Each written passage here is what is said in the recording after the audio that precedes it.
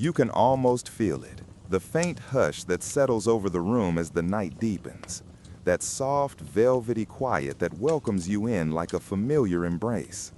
If you let yourself notice it for a moment, you might sense the slow rhythm of your own breathing, the gentle weight of your body sinking into comfort, and the whisper of cool air brushing along your skin. And in that quiet, I want to invite you into another kind of stillness, the kind found in the secret world of flowers. So hello, and welcome to Sleepy Samofoma, where we wander through mysteries not to solve them, but to fall gently asleep in their presence. You're here now, and nothing is expected of you. All you need to do is rest. Just let tonight unfold like a calm, blooming dream. Tonight, we drift into a world you know, yet rarely feel. The quiet intelligence woven into petals, stems, fragrances, and unfolding colors. Flowers, those soft, fragile wonders we pass by in gardens and fields, hold abilities that stretch far beyond what we were ever taught. They listen, they communicate, they sense, they deceive. They calculate time, summon heat, shape the wind, tame insects, and survive places where almost nothing else can live. And as you settle deeper into your pillow, the world of flowers will open to you like a long, slow exhale, gentle, unhurried, infinitely patient. So give yourself permission to drift. Let your shoulders release the day. Your mind doesn't need to hold anything tightly. If at any point you feel your eyelids lowering or your thoughts drifting into soft, shapeless clouds, that's perfectly okay. You don't need to reach the end. These quiet journeys are made for sleep, not for completion. Let the sound of these words come to you like drifting pollen, weightless, floating on a slow breeze. Some flowers can hear. This might surprise you, but certain blossoms respond to the low humming vibration of a bee's wings.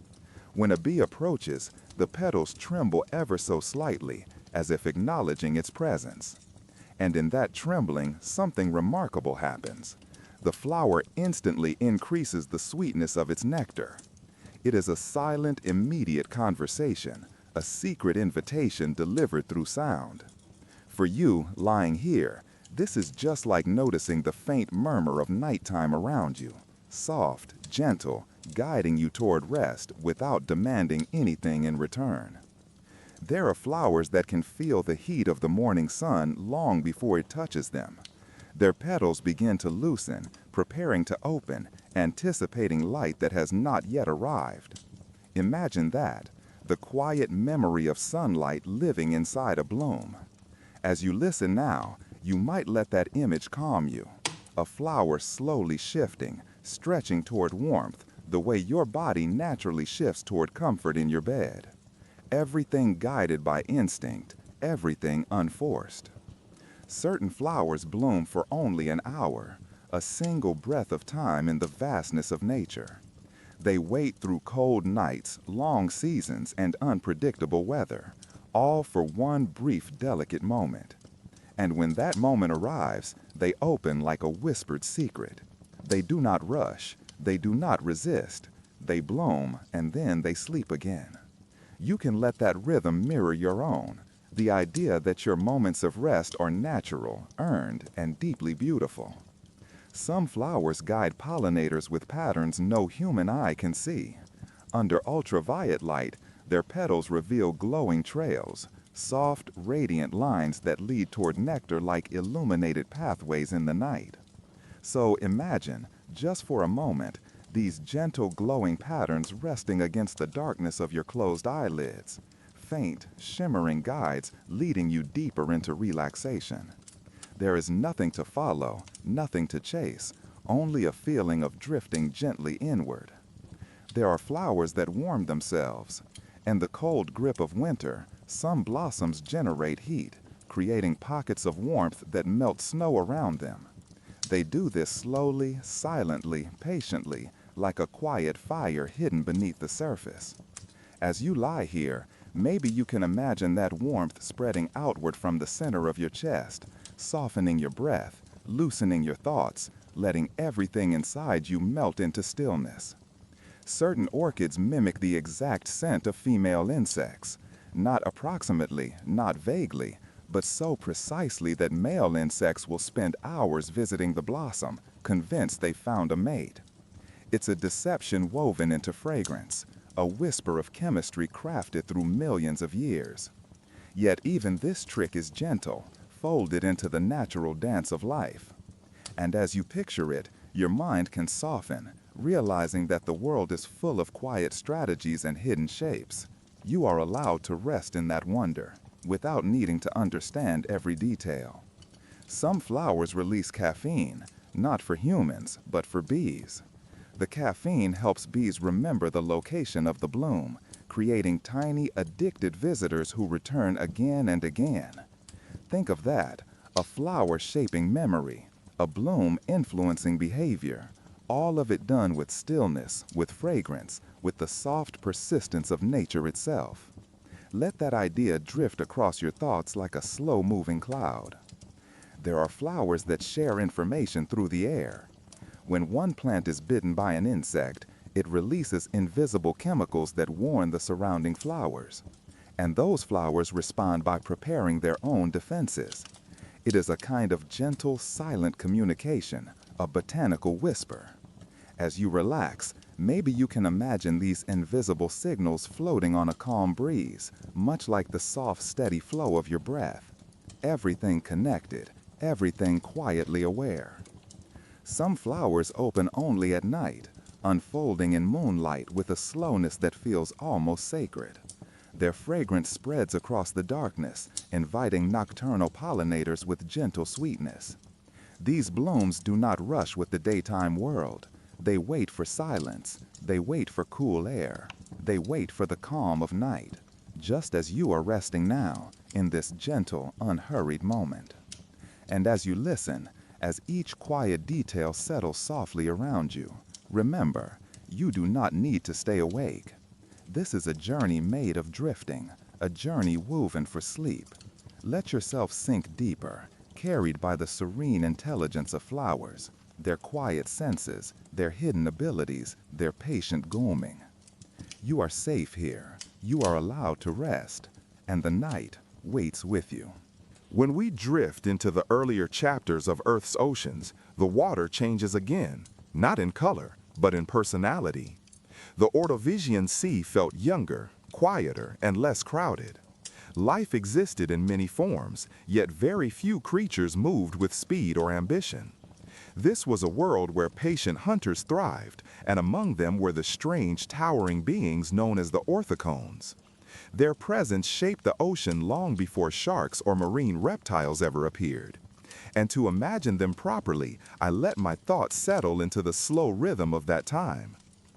The water was calm, and most animals swam with deliberate movements. Into this peaceful stage entered a creature that looked like nothing alive today. Endoceras, one of the largest orthocones, moved through the water with its long, tapered shell pointing forward like a silent spear.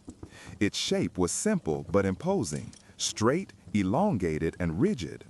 The shell could reach lengths of 20 to 23 feet, making it one of the largest predators of its era. Yet its movement was not violent or frantic. It glided in a slow, steady manner, letting the ocean carry part of its weight as it drifted silently through the ancient currents. Inside the shell lived a soft-bodied creature, somewhat like a squid, but not exactly the same. Its tentacles extended from the open end of the shell and waved gently in the water, sensing anything edible that passed nearby. When I think of this animal, I don't imagine a fierce monster. I imagine a patient hunter, hovering quietly and waiting for the right moment to extend its arms. This slow, mindful existence matched the pace of life in those ancient seas. The Ordovician Ocean was not overflowing with fast predators. There were no sharks slicing through the water. There were no marine reptiles performing swift maneuvers. The world had not yet learned speed. Because of this, a creature that grew large gained many advantages. A big body meant more space for buoyancy chambers inside the shell, allowing Endoceras to stabilize itself effortlessly. A long shell also offered protection from anything bold enough to attempt a bite. And since nothing around it moved rapidly, Endoceras didn't need to be quick to dominate its environment. Whenever I picture this animal in the water, I imagine how quiet its world must have been. The ocean floor below it was covered with early corals, soft sponges, and trilobites that skittered slowly along the sand. Each movement echoed gently through the water. Endoceras would drift above them, casting a long, narrow shadow. With its tentacles extended, it waited for passing prey, usually smaller organisms that had no reason to fear a slow-moving predator. They simply did not evolve the instincts for speed yet. The size of Endoceras wasn't just a coincidence. It was shaped by the conditions of its time. Food was abundant because plankton populations were growing rapidly. The ocean was warm and stable over long periods. This stability allowed generations of creatures to gradually increase in size. With little competition, being large became a practical strategy. A big body meant fewer threats, greater energy efficiency, and better access to food drifting through the water. It is easy to imagine Endoceras using its size to intimidate rivals or avoid trouble. Most of the organisms living around it were smaller, softer, and less equipped for confrontation. A creature this large could simply position itself over a feeding ground, and its presence alone would deter other hunters. The ocean in this era rewarded calm persistence more than speed or aggression. Even though it was large, Endoceras was not a perfect predator. Its long shell limited how quickly it could turn or escape danger. But during its time, this weakness hardly mattered. The predators that would exploit such a flaw did not exist yet. The world had not developed animals capable of high-speed attacks or clever ambushes. Because of this, Endoceras remained one of the most successful hunters for millions of years. When I think about why these creatures eventually grew so large, one explanation that always feels gentle and fitting is the simple abundance of space. The early ocean stretched across the earth like an endless cradle. There were no crowded ecosystems, no fierce battles for territory, and no complex predator-prey cycles. A giant could drift peacefully without needing to fight for every meal. That peacefulness shaped their destiny. But the rise of gigantism in orthocones did not happen in isolation. Among the orthocones themselves, an invisible competition was unfolding. When one species grew slightly larger, another followed. When one developed longer tentacles or a stronger shell, others matched it over generations. This gentle arms race didn't resemble the violent clashes we imagine today. It was slow, subtle, and spread across millions of years. Yet it changed the shape of entire species, pushing them gradually toward impressive size. In this era, the ocean didn't challenge them with sudden predators or devastating changes, at least not at first. The world moved in a stable rhythm, with seasons and currents flowing predictably. Endoceras thrived in this calm. It fed steadily, grew slowly, reproduced when conditions were favorable, and continued its lineage across countless generations. It lived in a world that asked little from it besides patience. As I imagine drifting beside one of these creatures, I feel the scale of the ocean around us. The water stretches endlessly, and the sunlight filters down in soft beams. The creature's shell glimmers faintly where the light touches it. Its tentacles move with almost meditative precision, opening and closing gently. Its eye, primitive yet observant, scans the water without urgency. There is no fear in it, no rush, no agitation, just presence.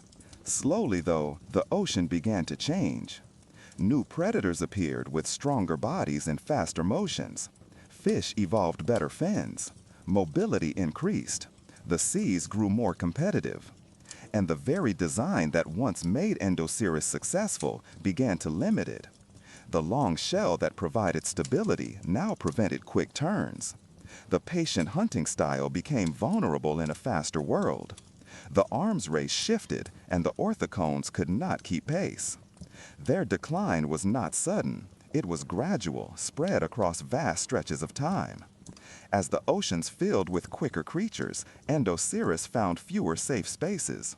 Its shell made it predictable. Its slow movements became a disadvantage.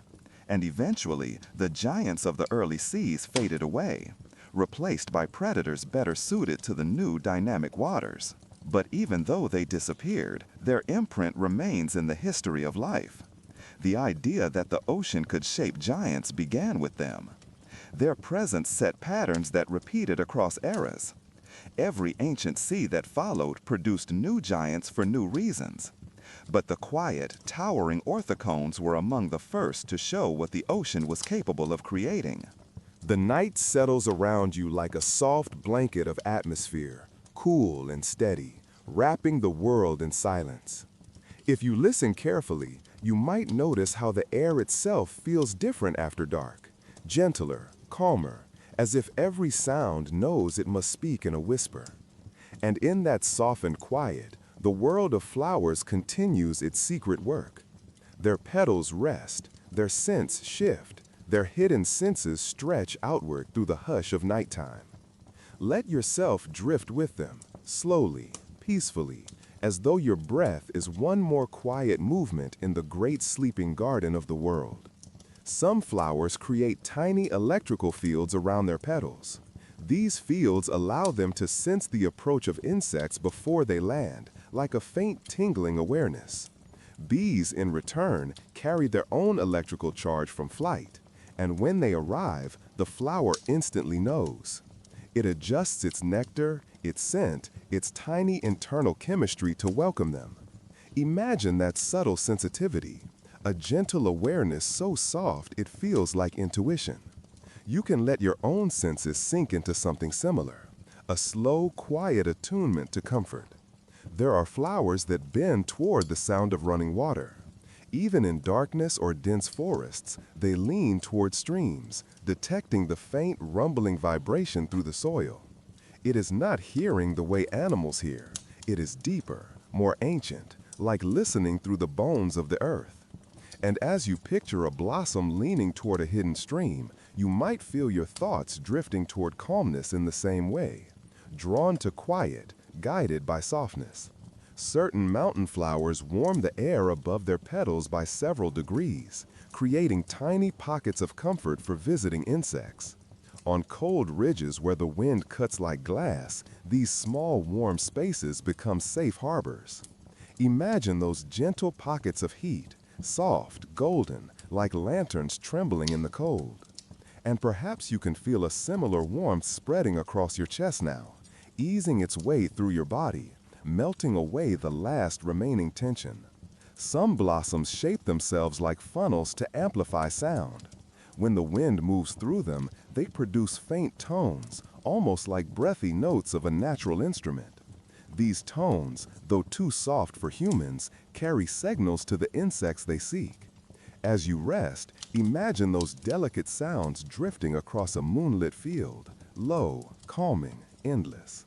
Let those imagined tones soften your breathing, making each inhale a little slower, each exhale a little longer. There are flowers that never touch the soil at all. They cling to the air, growing on tree bark or exposed roots, absorbing moisture directly from mist and rainfall. Their entire lives are suspended above ground, weightless. You can imagine that feeling now, floating, supported, held gently by invisible threads. Nothing to push against, nothing to hold, just drifting. Some blooms open only in response to moon phases. They wait for the right sliver of silver light in the night sky, blooming with a timing so precise it seems like celestial intuition. These lunar blossoms glow faintly under moonlight, like small galaxies fallen onto the earth. You can picture that, tiny constellations blooming quietly in the dark. And as you imagine them, your mind may soften, becoming like a calm sky with stars blinking gently at the edges. There are flowers that capture insects not for food, but for warmth. They trap small creatures gently, hold them overnight, and release them unharmed the next day, using their tiny bodies as sources of heat. It is a strange, delicate partnership, Warmth offered, shelter received. Thinking of this exchange might remind you of the balance in your own life, the quiet give and take of breath, warmth, rest. Certain coastal flowers time their blooming to the rhythm of the tides. Not sunrise, not sunset, tides. Their lives are tuned to the pull of the moon, opening and closing in harmony with waves. This tidal rhythm is slow, steady, ancient. Let your breathing fall into a similar rhythm now. Slow rise, slow fall, each cycle washing away a bit more of the day. Some desert blooms produce fragrances that change hour by hour. Morning brings a crisp, light scent. Afternoon turns it into something deeper. Night transforms it into a sweet, lingering perfume meant for nocturnal pollinators. It is a symphony of timed fragrance. And as you imagine that shifting scent, perhaps there's a feeling inside you also changing, softening, loosening, drifting into stillness. There are flowers whose petals act like tiny mirrors. They reflect light inward, focusing it onto their reproductive centers to keep them warm enough for survival. A natural lens shaped slowly across ages. You might imagine that soft focus now, as if the warmth inside you is being gently directed toward your quiet core, steady and comforting. Some wetland flowers bloom under the surface of the water. Their petals never break the surface tension. Their entire lives unfold in submerged silence. Imagine that, a flower blooming in complete quiet, where every movement is slowed, softened, hushed. Picture yourself sinking into that same underwater calm. Everything muted, everything gentle. Certain rainforest blossoms listen for footsteps. When large animals approach, the vibrations in the ground tell the flowers whether to tighten or relax their structures, protecting themselves from harm. This silent awareness is subtle but powerful. And as you imagine it, you might sense your own body releasing its guard, letting go of the vigilance you held earlier, settling into deeper ease. Some flowers create their own wind. Through rapid, tiny movements, they generate air currents that help spread their pollen farther than a breeze could carry. These movements are invisible to the human eye, but constant. You can picture that invisible motion, soft, rhythmic, like the faint pulse of the earth. Let that imagined pulse blend with your breath, slow and steady. There are flowers that never touch the soil at all. They cling to the air, growing on tree bark or exposed roots, absorbing moisture directly from mist and rainfall. Their entire lives are suspended above ground, weightless. You can imagine that feeling now, floating, supported, held gently by invisible threads. Nothing to push against, nothing to hold, just drifting. Some blooms open only in response to moon phases. They wait for the right sliver of silver light in the night sky, blooming with a timing so precise it seems like celestial intuition. These lunar blossoms glow faintly under moonlight, like small galaxies fallen onto the earth. You can picture that, tiny constellations blooming quietly in the dark. And as you imagine them, your mind may soften, becoming like a calm sky with stars blinking gently at the edges. There are flowers that capture insects not for food, but for warmth. They trap small creatures gently, hold them overnight, and release them unharmed the next day, using their tiny bodies as sources of heat. It is a strange, delicate partnership, warmth offered, shelter received. Thinking of this exchange might remind you of the balance in your own life, the quiet give and take of breath, warmth, rest. Certain coastal flowers time their blooming to the rhythm of the tides. Not sunrise, not sunset, tides. Their lives are tuned to the pull of the moon, opening and closing in harmony with waves. This tidal rhythm is slow, steady, ancient. Let your breathing fall into a similar rhythm now. Slow rise, slow fall. Each cycle washing away a bit more of the day. Some desert blooms produce fragrances that change hour by hour. Morning brings a crisp, light scent. Afternoon turns it into something deeper.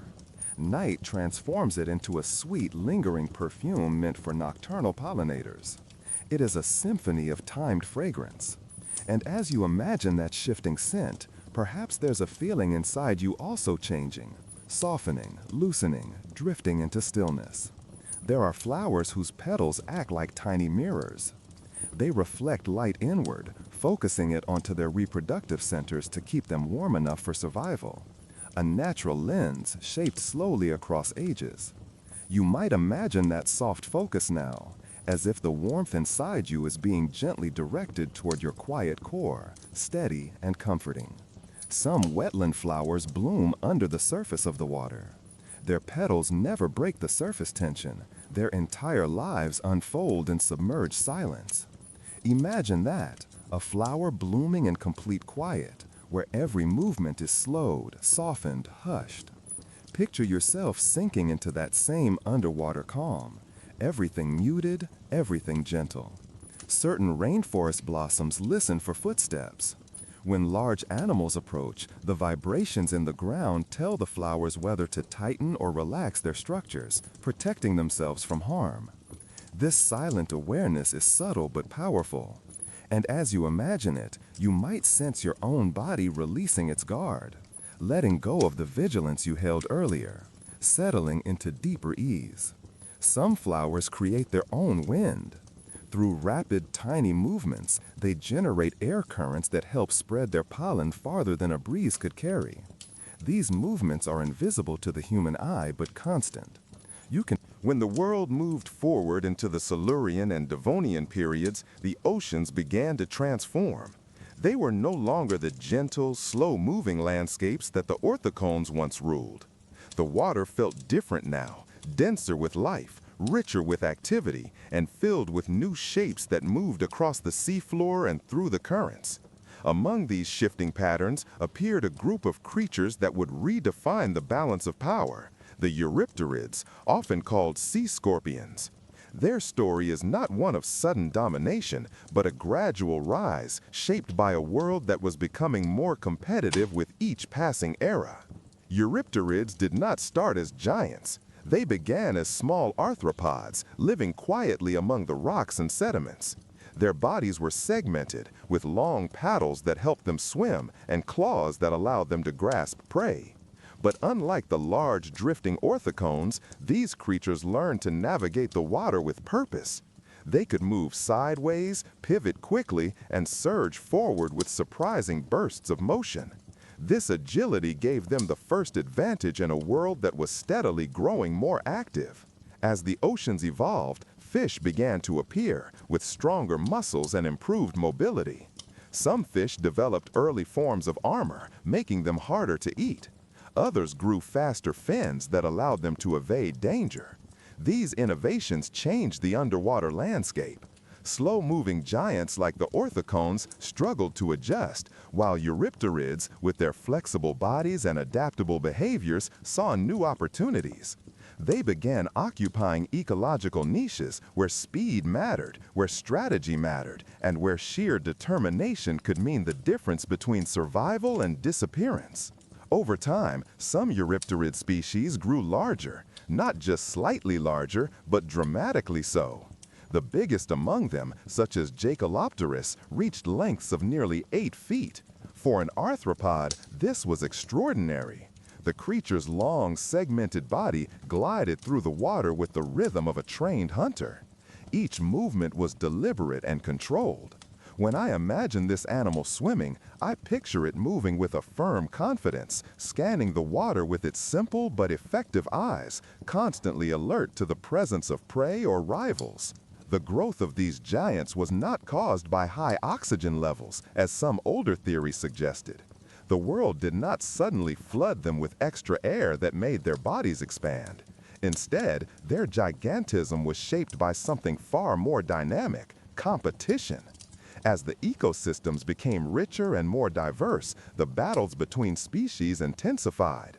Fish developed armor, Eurypterids developed stronger claws. Some species grew spikes, others grew thicker shells. Every small improvement in one animal encouraged an improvement in another. This slow arms race created an environment where being larger offered clear advantages. A bigger eurypterid could overpower armored fish more effectively. It could defend itself against other eurypterids with greater force. Size made it more intimidating, more capable, and more successful. In these ancient seas, where strength and adaptability determined survival, bodies grew as strategies evolved. The ocean was becoming a place where power mattered just as much as patience once did. Swimming through the calm waters, a large eurypterid would cast a wide shadow. Its body moved with an almost mechanical grace, each paddle stroke producing a smooth acceleration.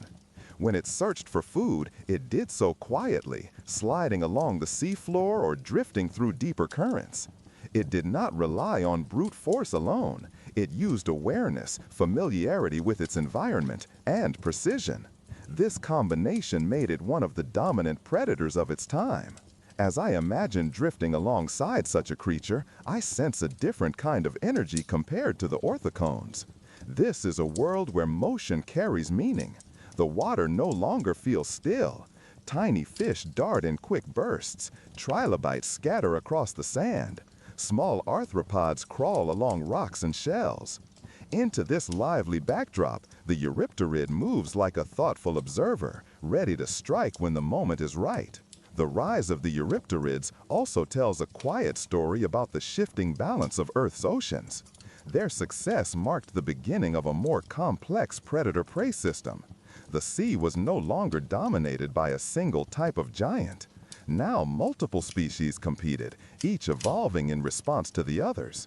Eurypterids, armored fish, early sharks, and various invertebrates formed a web of interactions more intricate than anything that existed before. This complexity encouraged constant adaptation, pushing creatures to develop new features over countless generations. When I think of the largest sea scorpions, I don't imagine them as mindless brutes. I imagine them as survivors, shaped gently but firmly by their environment. Their strength was matched with awareness. Their size was matched with purpose. Their presence encouraged other species to improve, setting the stage for even more dramatic evolutionary changes in the oceans that followed. But as powerful as the eurypterids became, they too faced limits.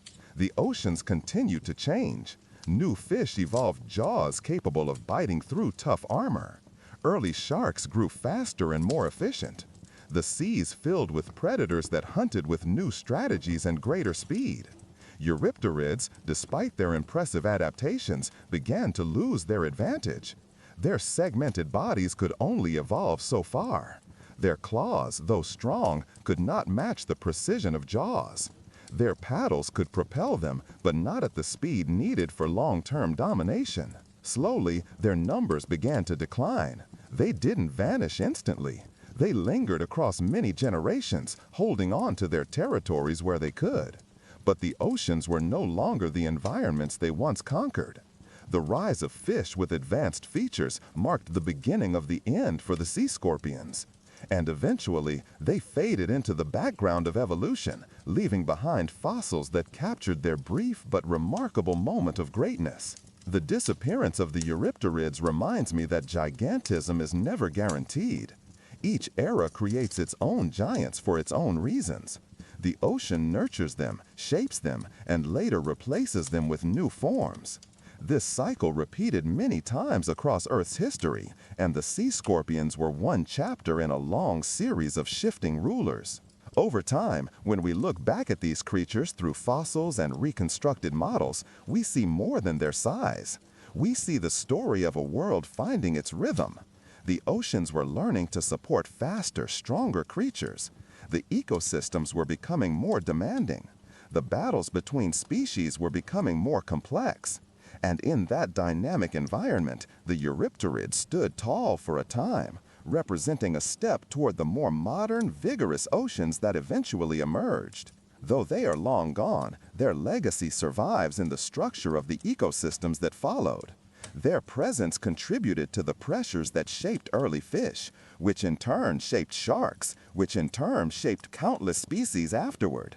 In this way, even the creatures that vanish continue to influence the world, quietly leaving ripples in the long flow of evolution. When the oceans entered the Devonian period, a very different kind of rhythm began shaping life underwater. The quiet patience that once defined the Ordovician seas had transformed into an era of constant testing. Every creature seemed caught in a slow but relentless contest of improvement.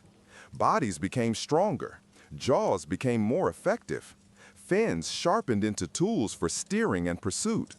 This was the world that nurtured some of the most heavily armored fish Earth has ever seen. Their presence brought a new texture to the ocean, one shaped not by drifting giants, but by carefully engineered predators built for power. The Devonian Ocean is often called the Age of Fishes, and the name fits. Life swam in the water with a growing complexity. Some fish carry thick plates covering their heads and necks, creating natural shields. Others developed flexible bodies that allowed them to maneuver swiftly.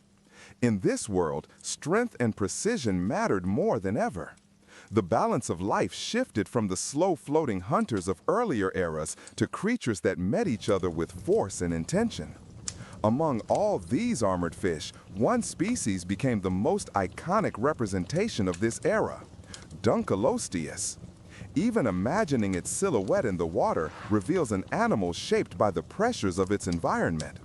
It was a creature that did not rely on speed alone, but on overwhelming strength. It had no real teeth. Instead, its jaws were composed of sharp, bony plates that locked together with incredible pressure. These plates could slice through armor, crush bone, and deal with prey that other predators could not touch. In a world of increasingly tough shells, Dunkleosteus was the predator built to break them. Its body measured around 20 to 30 feet in length, and its head alone was a fortress of interlocking armor plates. The front of its body appeared rigid, like the hull of an ancient warship. Behind that, its tail and lower body allowed it enough flexibility to lunge at prey with precision. When I picture this creature gliding through the warm Devonian waters, I imagine its armor catching the light in scattered reflections. Its movements were deliberate and calculated, each shift of its body examining its surroundings for opportunities. What makes Dunkleosteus interesting is not just its size or its armor, but the world that shaped it. The oceans of this era were crowded with other armored fish, many carrying thick plates of their own. Trilobites still scuttled along the floors. Early sharks swam cautiously through the currents, avoiding direct conflict with larger predators. Every species seemed to carry some defensive adaptation, whether spikes, scales, or armor that wrapped around their bodies. As a result, predators needed to evolve ways to bypass those defenses. Dunkleosteus became the answer. Its bite force is estimated to be one of the strongest of any marine creature in history. Yet the animal itself was not frantic or chaotic. It did not dart through the water like modern sharks. Instead, it moved with a steady rhythm, conserving energy until the moment it needed to strike. When it found suitable prey, often other armored fish, it opened its jaws with sudden power, delivering a crushing bite that split through the protective plates of its targets. Even among its own kind, this powerful animal engaged in intense interactions. Fossil evidence shows scars and marks on Dunkleosteus armor, suggesting they occasionally bit one another. Whether these conflicts were over food, territory, or dominance, they reveal a species living in a world where confrontation was part of survival. This in-species competition further encouraged the evolution of larger, stronger individuals. The arms race flourished not only between species, but within the species itself. As I imagine drifting close to such a creature, the atmosphere feels different from earlier oceans. There is less calmness and more tension, not in a frightening way, but in a way that reflects the increased complexity of life. The water around Dunkleosteus would vibrate with its presence. Smaller fish would scatter. Even medium-sized predators would avoid its path. This was a creature that attracted respect simply by moving through the water. The rise of armored fish in the Devonian oceans taught evolution a new principle. When environments become competitive, bodies adapt quickly, and strength becomes a crucial survival tool. Armor developed because predators grew stronger. Predators grew stronger because armor developed. This reciprocal adaptation created a loop that pushed each group toward greater specialization. Eventually, the cycle produced giants like Dunkleosteus, which embodied the height of this evolutionary pressure. But gigantism does not persist without stability, and the Devonian world was far from stable. The oceans experienced shifts in temperature and oxygen levels. Some regions suffered declines in biodiversity. Over time, the armored fish began to lose their advantage. Their heavy plates made them less adaptable to new challenges. Faster and more flexible predators evolved, capable of maneuvering more effectively. These newer species did not rely on armor, but on agility and precision, qualities that allowed them to navigate changing ecosystems. The end of Dunkleosteus and its relatives did not come abruptly through a single catastrophic event. Instead, it came slowly, through the gradual introduction of predators that could outmaneuver or outcompete them. Their heavy armor, once a symbol of strength, became a burden. Their specialized jaws were powerful but limited to certain prey. And as the oceans shifted, the creatures they relied on began to decline. The giants of the Devonian seas eventually faded, leaving behind hauntingly beautiful fossils that capture the layout of their armored plates in perfect detail. Reflecting on this chapter of ocean history, I sense the quiet message embedded within it. The Devonian oceans remind us that strength alone does not guarantee survival. Even the most powerful creatures remain tied to the rhythms of their environment. When the world shifts, even giants must adapt or give way to new forms of life. The ocean teaches its inhabitants to be both resilient and flexible, and those who cannot meet both requirements eventually step aside. Yet the presence of Dunkleosteus left an imprint that lasted far beyond its era. Its existence helps explain the recurring theme of gigantism in prehistoric seas. When creatures compete intensely and armor or power become essential, size naturally follows. Larger bodies give advantages in force, durability, and dominance. The pattern that began with the orthocones and continued with the sea scorpions evolved again in the armored fish, each time shaped by the specific demands of its environment. Though long gone, Dunkleosteus stands as a symbol of the ocean's capacity to create beings that feel almost mythical. Giants built from bone, strength, and determination. Giants that shaped ecosystems through their presence alone. Giants that remind us how the ocean repeatedly explored the possibilities of life, reaching into the extremes of size and design whenever conditions allowed it. As the Devonian period closed, the stage was set for yet another transformation. The rise of more advanced sharks, the emergence of new marine reptiles, and the eventual formation of enormous shallow seas would create the next wave of ocean giants. But the legacy of armored fish remained embedded in the evolution of marine predators. Their story represents a pivotal moment when power and protection ruled the underwater world. You continue drifting through the ancient water as though the entire ocean has taken a gentle breath and invited you deeper. You let yourself sink into that quiet invitation, feeling the way the prehistoric world holds you without hurry, as if time itself has loosened its grip. The distant silhouettes of those ancient creatures soften, and the world around you becomes a low, rhythmic pulse, almost like a heartbeat pressed against your ear. You float in that rhythm, letting the prehistoric sea teach you what it means for life to grow enormous, gentle, and bold all at once. You let the water guide you, and you trust it, because nothing in this place rushes. Nothing in this place needs to. You move through a corridor of dim blues and green shadows where the giant sea scorpions once ruled.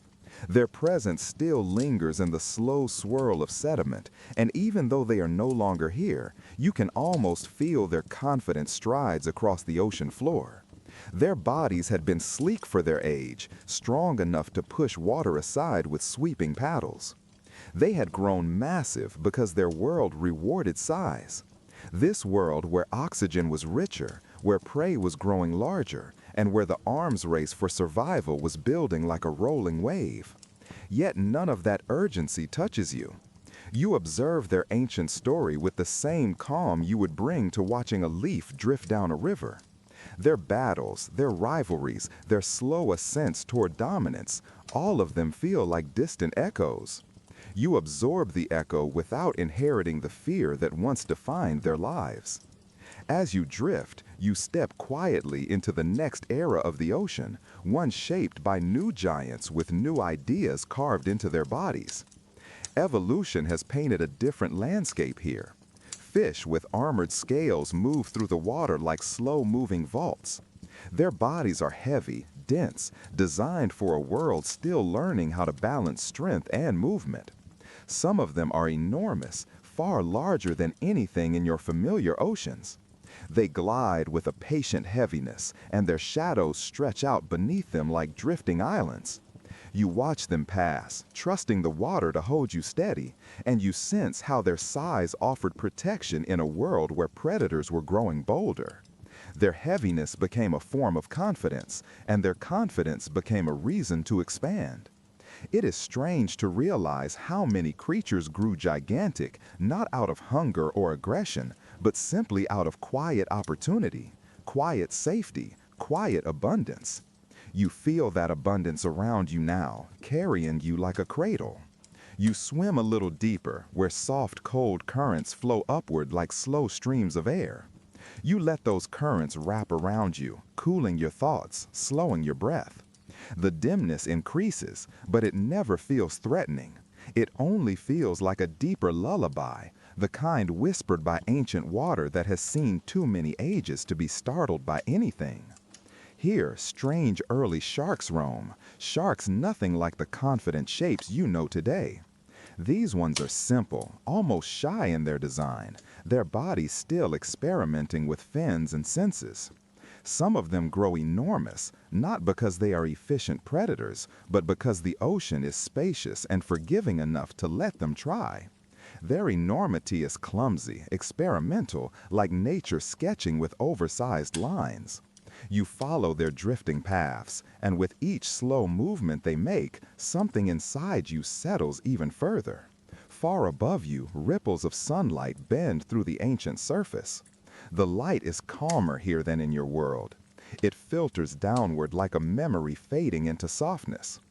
Every creature it touches seems to glow with a gentler outline, and even the immense predators that once chased each other across these waters seem distant now, like stories told in a low voice by someone who wants you to sleep rather than worry. The ocean is full of motion, but every motion feels slowed for your sake. You let yourself float through the shifting colors, absorbing the comfort hidden inside the movements of creatures who lived millions of years apart, yet shared the same rule: grow, expand, and reach for size, because the ocean allows it. As your journey continues, you feel the evolution of the ocean itself change around you. The water thickens slightly with life, rich with drifting organisms. Clouds of tiny creatures shimmer around you in soft waves, each one moving with a rhythm so subtle that it almost blends into the pulse of your own breath. These tiny drifters were the silent architects of gigantism. By feeding the giants of the ancient sea, they created a foundation for growth more powerful than tooth or armor.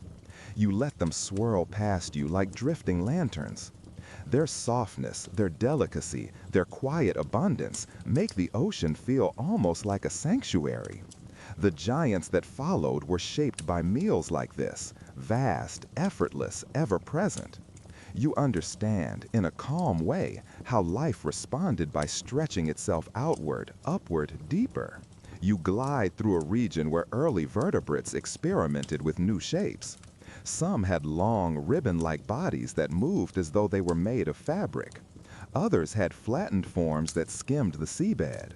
A few were bizarrely oversized for their time, shaped by long ages of plentiful food and low competition.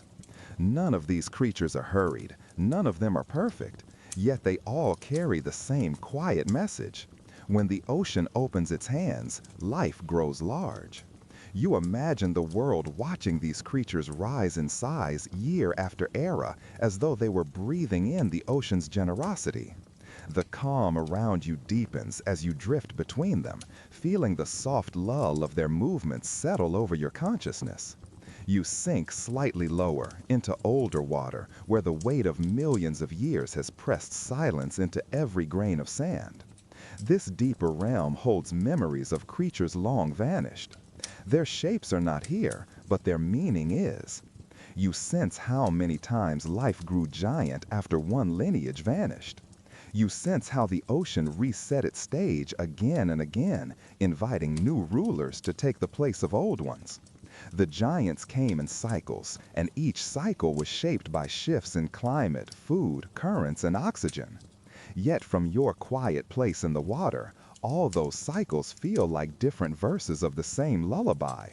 Each verse reminds you that change is natural, that growth is temporary, that even the most powerful creatures drift eventually into memory. You breathe with that truth, letting it loosen the tension you didn't realize you were holding. The water around you feels warmer now. The shift is subtle, comfortable, like someone placing a gentle blanket over your shoulders. You reach a zone where strange early reptiles began testing the water, creatures that would one day evolve into the colossal marine reptiles of later ages. Their ancestors are modest now, tentative in their exploration. Yet even here you can sense the beginning of a pattern, the pull toward gigantism awakening again. The ocean shapes them softly, inviting them to expand, to push deeper, to swim longer, to claim the openness of the water. Their future is written in the calm current brushing past your arms, and you float through that future without needing to rush toward it. You let yourself drift in this wide, ancient quiet, feeling how every creature carries a story written in both size and softness. You feel how the ocean nurtured their growth with the same slow gentleness that it uses to cradle you now. You breathe with the prehistoric water, letting the vastness calm you. You exhale into the ancient quiet, letting your thoughts dissolve like faint ripples fading behind a drifting giant. And as you move forward, the sea opens into the next age, ready to show you the next lineage that rose toward unimaginable size. You move into a new stretch of ancient water where the world feels wider, calmer, and deeper than anything you have drifted through so far. The ocean around you opens like a slow exhale, and you follow its rhythm without needing to decide anything. You simply let the ancient currents guide you, allowing each gentle push of water to carry you farther along the great chain of ocean life. You sense that you are entering the realm where early vertebrates began to experiment with body shapes that would one day lead to astonishing giants. Nothing is rushed in this place. Every movement feels deliberate, as though the sea wants you to notice how life tried, failed, tried again, and eventually found the forms that could hold great size with ease. You glide past long, eel-like creatures that shimmer like soft ribbons. Their bodies bend with slow waves, moving as though the ocean itself is thinking through them. These early swimmers look fragile, but they were once the quiet architects of future abundance. By grazing on small drifting organisms, they kept the food webs balanced in ways that allowed larger creatures to thrive. Their absence would have broken the chain that led to giants, yet their presence rarely receives attention. You drift with them gently, feeling their subtle contributions echoing through time. You sense the truth that not all strength is loud. Some of it is tender, patient, and almost invisible. As the water cools around you, you enter a stretch of ocean shaped by predators who were still learning how to hunt. Their jaws were simple, their reactions slow, their bodies not yet refined. But even these hunters grew much larger than you would expect for such early stages of evolution. The ocean offered them space, food, and oxygen, and in that generous environment they expanded freely. Their size was not always a sign of power. Sometimes it was simply the result of calm surroundings that placed no pressure on them to stay small. You hover near one of these great early hunters, watching the slow rhythm of its gills and the gentle sway of its tail. Its presence is enormous, but its demeanor is surprisingly quiet. You breathe with it for a moment, absorbing the way its existence carries no urgency. You drift deeper, following the water as it becomes cooler still. Soft shadows fold around you, and the world grows more still. Here, ancient armored fish rise into view, creatures strange enough to feel like dreams. Their plates are smooth and heavy, covering their bodies like stone carvings. Some are massive, larger than any fish alive today. Their movements remind you of statues drifting through water, each turn slow and deliberate. Their size offered them safety in an ocean where other predators were growing sharper, faster, more curious. You float beside one of these large shapes, observing how quietly it breathes, how softly its tail moves. Its presence is enormous, but its demeanor is surprisingly quiet. You breathe with it for a moment, absorbing the way its existence carries no urgency. You drift deeper, following the water as it becomes cooler still. Soft shadows fold around you, and the world grows more still. Here, ancient armored fish rise into view, creatures strange enough to feel like dreams. Their plates are smooth and heavy, covering their bodies like stone carvings. Some are massive, larger than any fish alive today. Their movements remind you of statues drifting through water, each turn slow and deliberate. Their size offered them safety in an ocean where other predators were growing sharper, faster, more curious. You float beside one of these large shapes, observing how quietly it breathes, how softly its tail moves. Its presence feels grounded, steady, almost meditative. You sense that this creature's size was not an act of aggression, but a form of calm resistance. It grew because it could. It survived because the rhythm of the ocean allowed it to. You continue forward, and the water brightens slightly. The glow seems to rise from the creatures themselves, as though their bodies catch faint sunlight and scatter it in small halos. Streams of tiny drifting organisms swirl past you in dense clouds, creating soft patterns that move like quiet handwriting across the sea. You pass through these clouds gently, letting them brush against you. They shimmer around you like ancient snow, and you feel how they once supported entire ecosystems. Their abundance allowed predators to grow larger, and then those predators created space for even larger species to appear.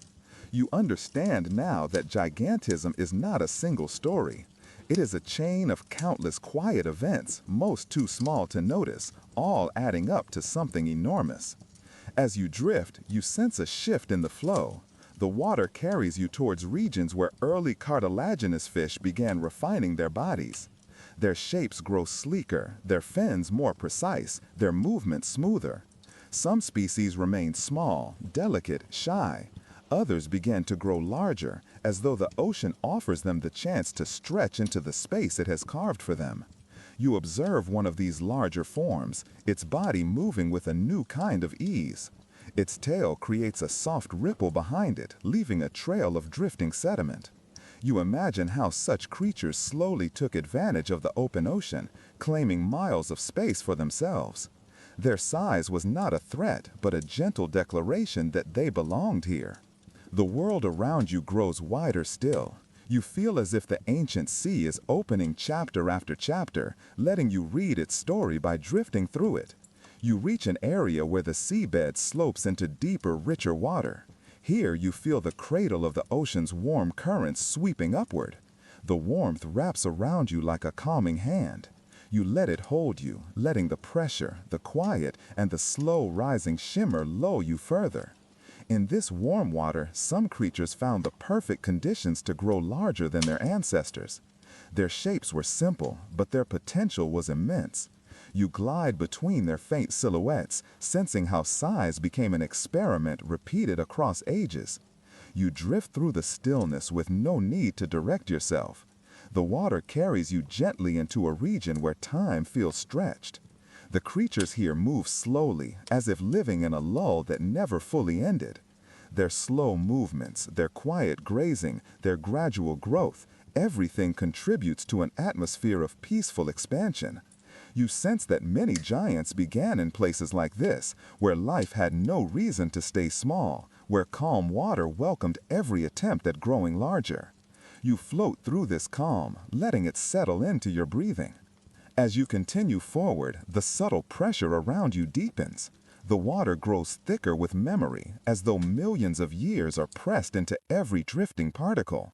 This layer of the sea holds the remains of countless species that once tested the boundaries of size. You cannot see them, but you sense their stories in the gentle pull of the current. Every shift in the water feels a reminder that evolution never stops moving, that new forms are always rising from the old. You feel yourself relax into that truth, letting the continuity soothe you. The path ahead opens into a broad basin where early tetrapod ancestors once returned to the water. Their shapes appear in soft silhouettes, bodies still figuring out how to move in this heavy world. You watch them glide, paddle, and drift with a gentleness you did not expect. These creatures would one day give rise to the great marine reptiles that ruled far later, but right now they seem small, thoughtful, and curious. You drift with them, sensing the early spark of the patterns that would eventually produce immense bodies capable of dominating entire ecosystems. The ocean around you grows quiet again, offering a moment of deep calm. You rest in that calm, floating without effort, letting everything you've seen settle like soft sediment inside your thoughts. The ancient water holds you as it once held the creatures who grew enormous in its embrace. You drift with that understanding, ready to enter the next stage of the ocean's long, slow journey into gigantism. You drift onward through the ancient sea, letting the currents carry you into a region where life grows denser, richer, and more competitive. The water no longer feels like the open, gentle expanse you left behind. Here, every shape in the distance seems to have purpose. Every movement appears deliberate, and every creature carries the quiet intensity of a world that is slowly becoming sharper. You glide without resistance, allowing the ocean to show you how competition was beginning to carve stronger bodies, tougher armor, and bolder behaviors into the creatures that swam here. The shadows around you begin to change. Instead of soft silhouettes that drift passively, you now see outlines marked by thicker jaws, larger fins, and broader heads. Early fish are becoming stronger, heavier, and more assertive. You follow one of these sturdy swimmers as it glides along the seabed. Its armored plates catch the faint light and shimmer like brushed metal. You watch the creature examine its surroundings, sensing when to move slowly and when to push forward with strength. This new kind of awareness shaped the path toward future giants.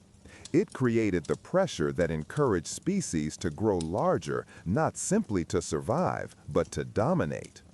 The current pulls you a little deeper, where the water feels cooler and the light falls into a muted glow. Down here, the armored bodies multiply. Schools of plated fish drift like slow-moving shields, covering the seafloor with patterns that resemble ancient mosaics. Their thick exteriors make them look ponderous, yet they move with surprising steadiness.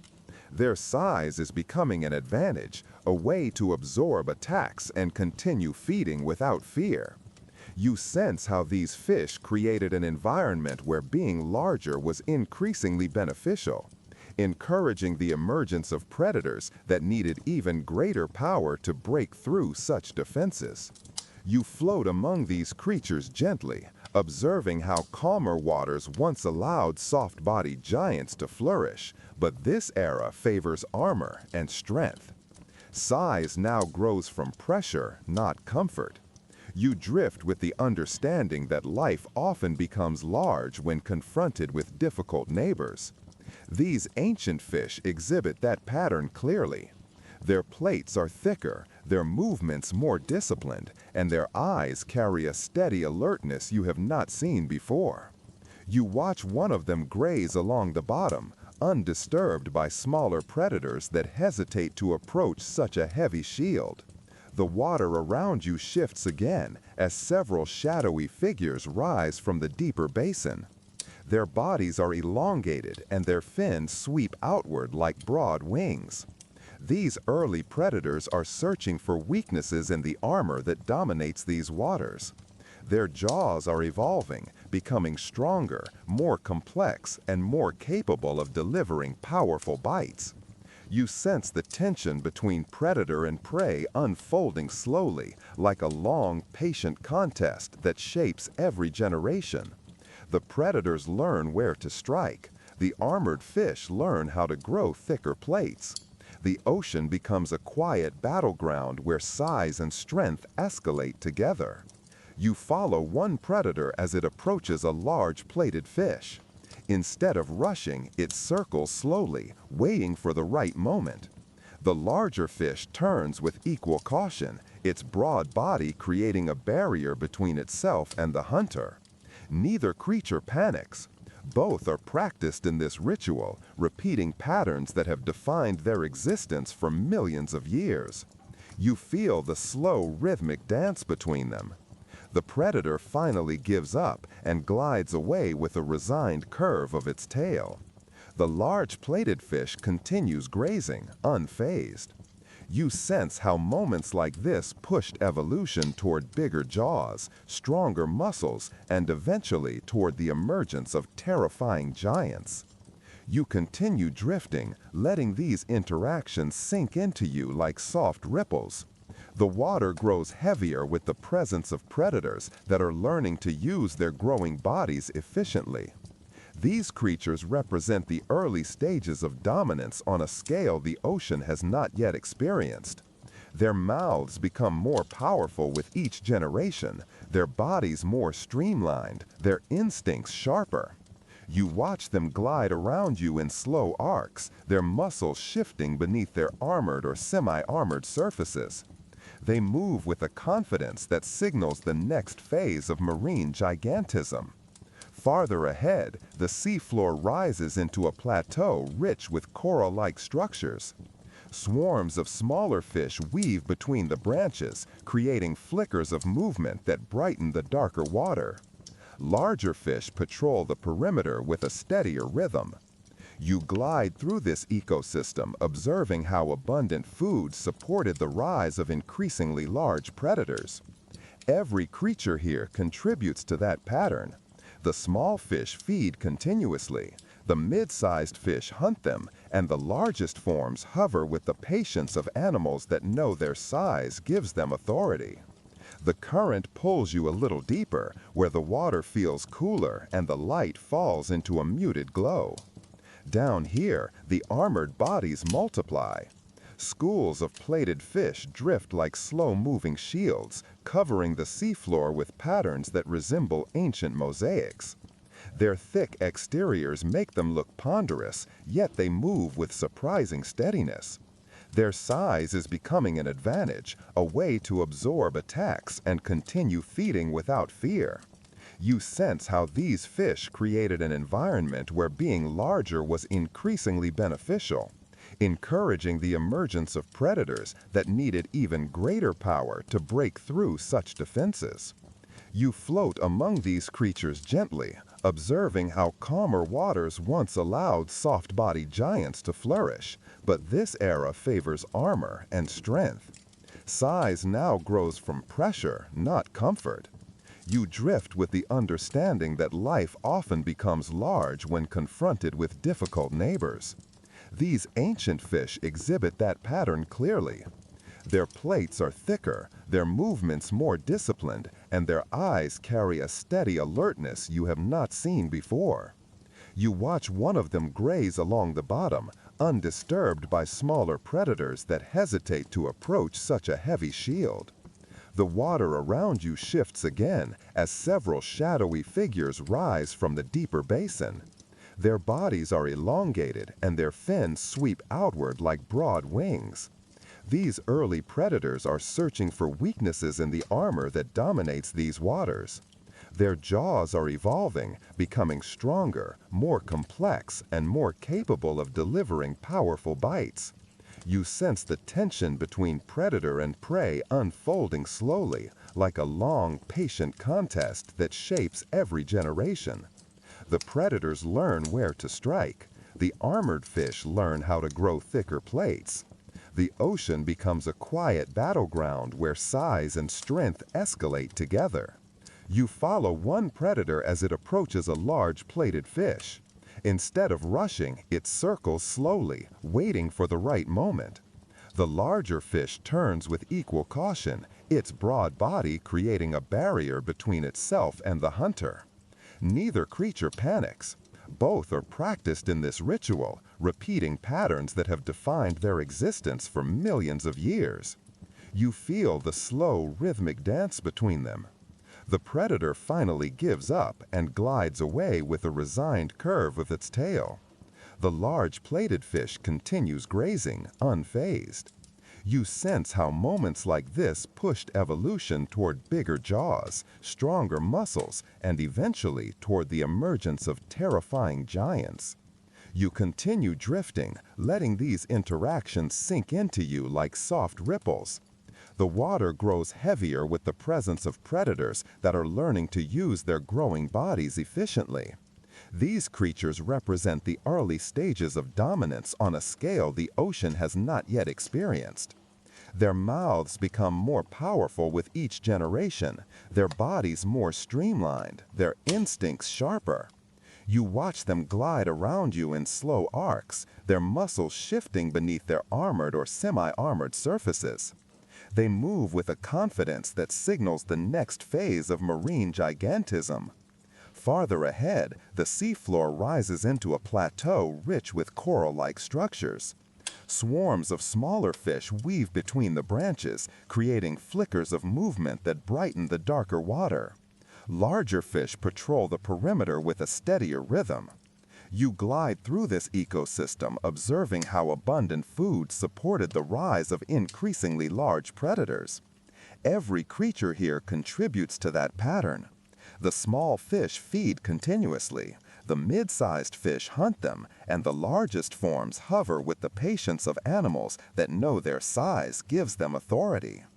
You notice a particularly large fish, nearly immobile except for the occasional flutter of its fins. It waits near a ridge, conserving energy. When a mid-sized swimmer wanders too close, the larger fish lunges forward with startling power, grabbing its prey in a single bite. The force of that brief movement echoes through the water. You feel the vibration. You drift into a deeper corridor of ancient water where the light fades into a muted gray and the temperature cools in long, steady waves.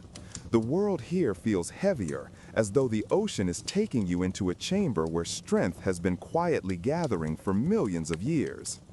The movements around you are slower, broader, and more deliberate. You sense that you are approaching the reign of creatures shaped by immense pressure, creatures whose bodies tell the story of an arms race that has been escalating for ages. You let the current carry you deeper, letting each breath fall into sync with the calm pulse of the sea. The first silhouette that appears ahead of you is massive, armored, and impossibly solid. You watch its form glide through the haze like a fortress drifting over a silent plain. This creature is nothing like the early fish you saw before. Its skull is enormous and plated with thick, bony segments that lock together like pieces of an ancient shield. Its jawline curves into sharp, powerful ridges that signal a force you can feel even from a distance. You recognize that this is the beginning of the age of Dunkleosteus and its kin, predators that embody the peak of armored strength in prehistoric oceans. You move closer slowly, observing how the creature's presence seems to reshape the water around it. Smaller fish scatter long before it reaches them. Even mid-sized predators keep their distance, sensing the power in its slow, deliberate movement. You notice how each flick of its tail is minimal, efficient, and controlled. Nothing is wasted. Every gesture feels calculated, as though the creature has mastered the calm confidence that comes with unmatched dominance. Another armored fish appears nearby, smaller but still formidable. When it turns its head, you see marks on its plates, deep scratches carved by the jaws of another of its kind. These marks are not signs of hunting, but signs of competition among members of the same species. You drift closer and observe how the rough grooves in its armor tell stories of ancient duels. These creatures did not simply hunt rivals, they fought each other. They tested one another constantly, pushing each generation to develop stronger plates, sharper biting power, and greater overall size. You follow one of these armored titans as it glides along the seabed. Its head tilts downward, scanning the layers of sediment for signs of prey. With a sudden shift, it lunges and captures a large fish in its jaw. The force is immediate, final, and overwhelming. You feel the shock wave of the bite ripple through the water. The prey barely struggles. The entire motion is efficient, leaving no doubt that these predators dominated their environment through sheer power. You observe how this level of force required a body that could withstand the recoil of its own bites. That requirement encouraged plates to thicken, muscles to strengthen, and jaws to evolve a crushing mechanism unlike anything before.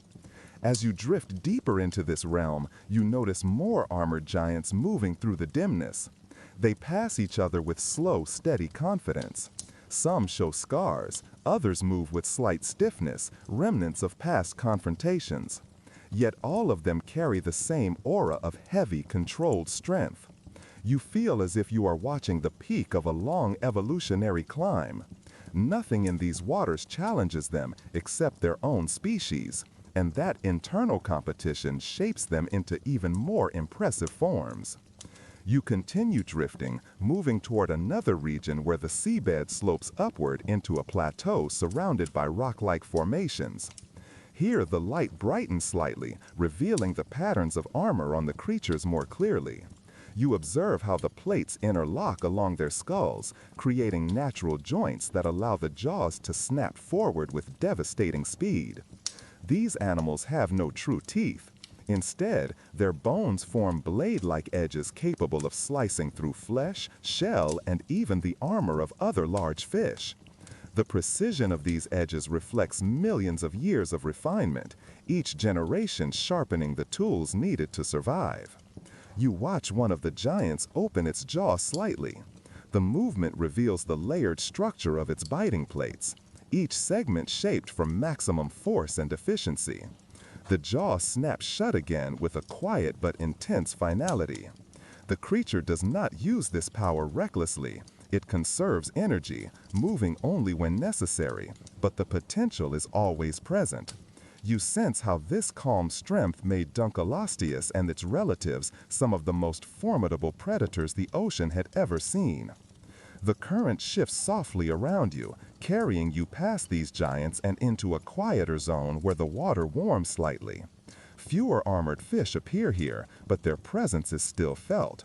Instead, you see mid-sized species that evolved in response to the giants. Some developed faster bodies, others sharpened their senses, some even created new forms of defense. You watch one such creature glide through the water, its scales shimmering as it weaves between rocky structures. Its body is built for agility, not confrontation. It maneuvers with quick, smooth turns, avoiding areas where the larger predators patrol. You sense how this growing complexity in the ecosystem further fueled the rise of giant armored fish. Every improvement in their prey pushed the predators to develop even greater power. The environment became a cycle of pressure and response, each side growing, adapting, and reshaping the balance of the ocean. You drift toward a darker segment of the plateau where shadows gather. A deep crevice cuts through the seafloor, creating a hidden channel. You let the current draw you into this narrow passage and the world grows still again. In this trench-like space, the presence of armored predators feels more concentrated. Several giants rest near the bottom, conserving energy. Their bodies rise and fall with slow breaths, creating gentle pulses in the water. You hear nothing except the faint hum of currents around them. Even resting, these creatures radiate quiet power. You notice how their size is not simply a product of abundance, but a direct result of their roles. They did not grow large for defense, they grew large to dominate. Their bodies are tools of precision, forged by an evolutionary path that emphasized control, crushing strength, and resilience. You drift near one of these giants as it opens an eye and watches you with a calm, heavy intelligence. There is no threat in its gaze, only presence, only the awareness of a creature fully settled into its place at the top of the food chain. As you drift out of the crevice, the water warms again and the environment shifts into the edge of a region where these giants once ruled most fiercely. You feel the weight of their history lingering in the currents. Their dominance shaped everything in this part of the ocean. Their size created new patterns in behavior, migration, and feeding. Their disputes formed scars that marked generations, and their eventual decline would leave a vacuum for new forms of gigantism to emerge. The water becomes calm once again. You feel the ocean preparing to transition into the next era where armored giants will fade and new predators will rise. You float in that moment of stillness, allowing the quiet presence of Dunkleosteus to settle into your awareness. The calm is deep, steady, and grounding. It holds you gently as the sea prepares to carry you forward into a world where reptiles will claim the throne that fish once held. I keep thinking about the way the ancient oceans shaped their giants, not through sudden transformation, but through countless slow adjustments over millions of years. As I picture the waters deepening, currents shifting, and coastlines dissolving, it feels almost like watching an artist work on a sculpture, smoothing one curve and then another. The creatures that lived in those ancient seas didn't wake up one day as giants. They grew into their forms because the world kept giving them reasons to reach for something larger. Every small advantage, multiplied by time, gradually created the bodies that now seem impossible by today's standards. When I imagine those early waters, warm, mineral-rich, and filled with drifting life, it becomes clear why gigantism felt so natural there. The ocean offered stable temperatures, abundant food, and cushioning buoyancy that relieved even the heaviest bodies from the burden of gravity. That simple freedom meant that a creature could become heavier, stronger, and broader without being crushed by its own weight. I picture them moving slowly through those environments, not hurried or stressed, but drifting with the rhythm of water as if the tides themselves were guiding their evolution. There's something calming in the thought that life expands generously when conditions are safe and predictable. It reminds me of how we grow more gently when life is peaceful, how our breathing becomes slower and more even when we feel protected. In those ancient oceans, the animals had that same sense of reassurance. They didn't need to stay small to hide quickly or escape the heat of the day. They weren't limited by narrow land spaces or harsh temperature shifts. They could extend their bodies freely, explore new shapes, and test the limits of their biology. The sea was like a comforting cradle that allowed them to dream bigger. As I think about these slow transformations, I find myself imagining the ocean as a patient teacher, offering quiet lessons through currents and light. The plankton blooms that fed early giants rose and fell with the sun, creating predictable cycles that invited adaptation. Some creatures learned to follow those blooms across vast distances, and as they traveled, they needed stronger muscles, larger stomachs, and wider fins. Others stayed in one place, growing massive filter feeding systems that allowed them to draw energy from water itself. Every strategy had room to expand, and none of it happened in a rush. I keep returning to the idea that gigantism often emerges when competition is low and resources are high. In those ancient seas, many niches were still open. Predators had not yet perfected their weapons, and prey had not yet learned sophisticated defenses. It was an age of experimentation, a time when the rules were simple and the possibilities were wide. In that openness, some species drifted toward smallness, but others drifted toward largeness, and nature embraced both paths without judgment. Growth, after all, is just one of many forms of survival. One thing that makes these transformations feel so peaceful is imagining how slowly they unfolded. A tiny shift in oxygen levels might take thousands of years to influence body size.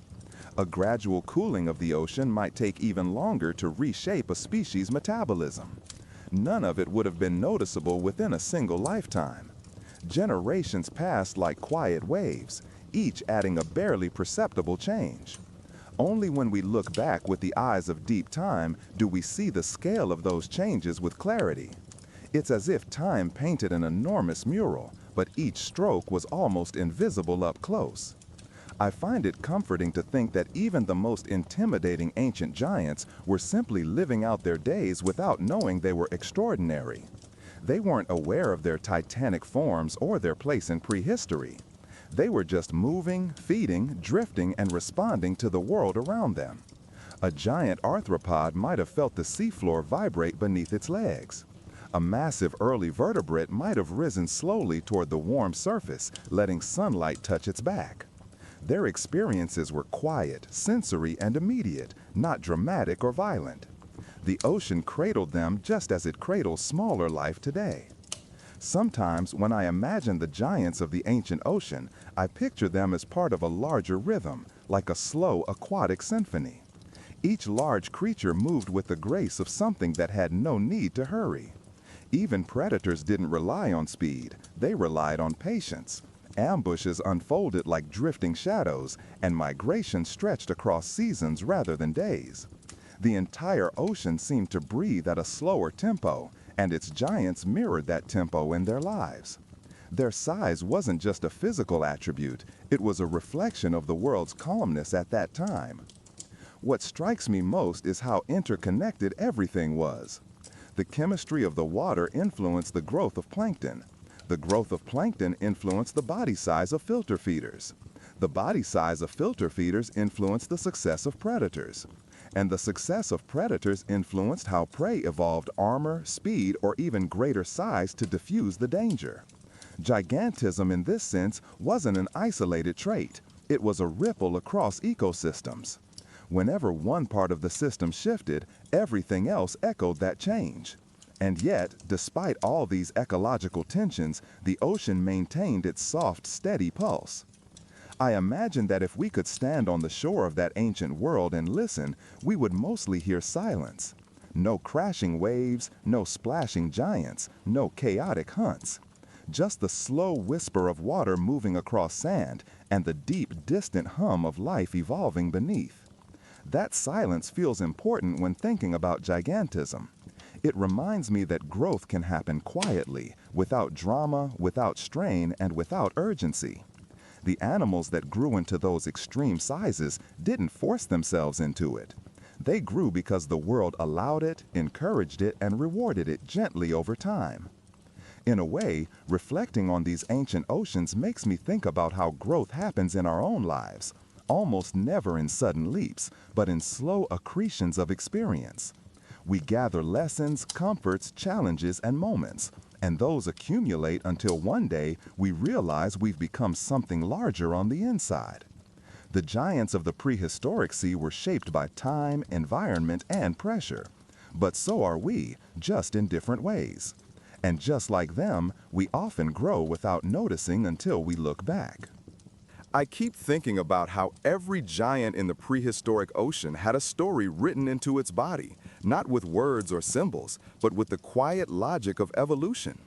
When I imagine those creatures, I don't see monsters or threats.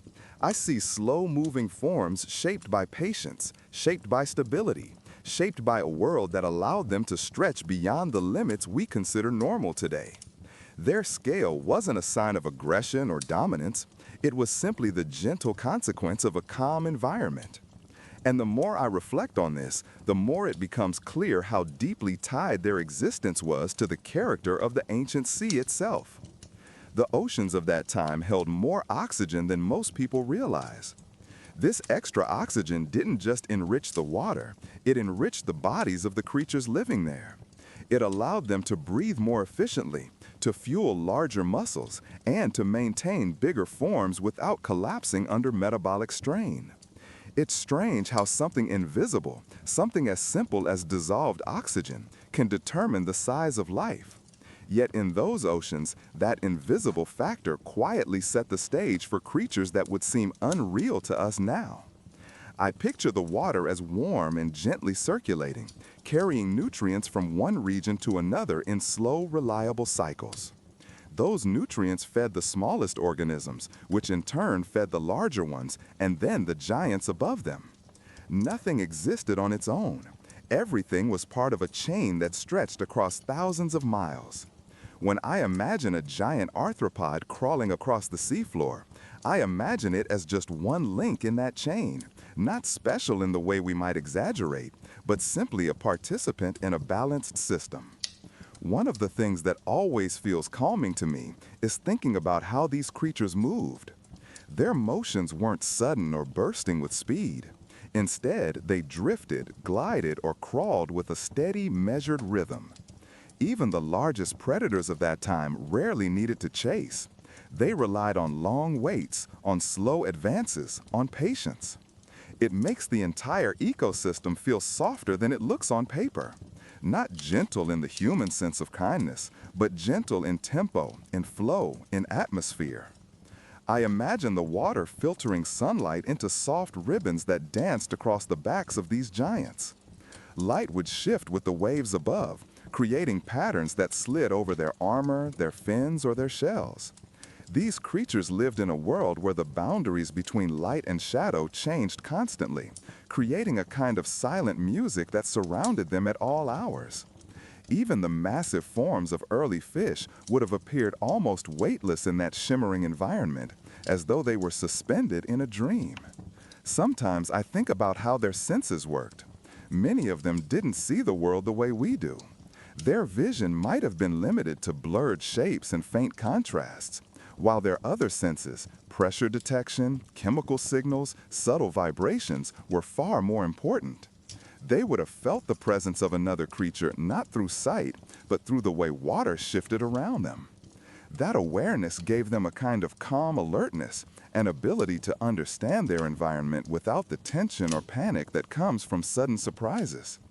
The more I reflect on their sensory world, the more I realize how peaceful it must have been. The ocean absorbs sound. It smooths sharp edges. It turns collisions into muted thuds and transforms rapid movements into slow waves of pressure. Even when life was interacting, competing, feeding, or defending itself, the underwater world softened the noise. That gentle dampening created an atmosphere where even large confrontations felt slow and measured. Nothing echoed in a harsh way. Every sound had weight and softness at the same time.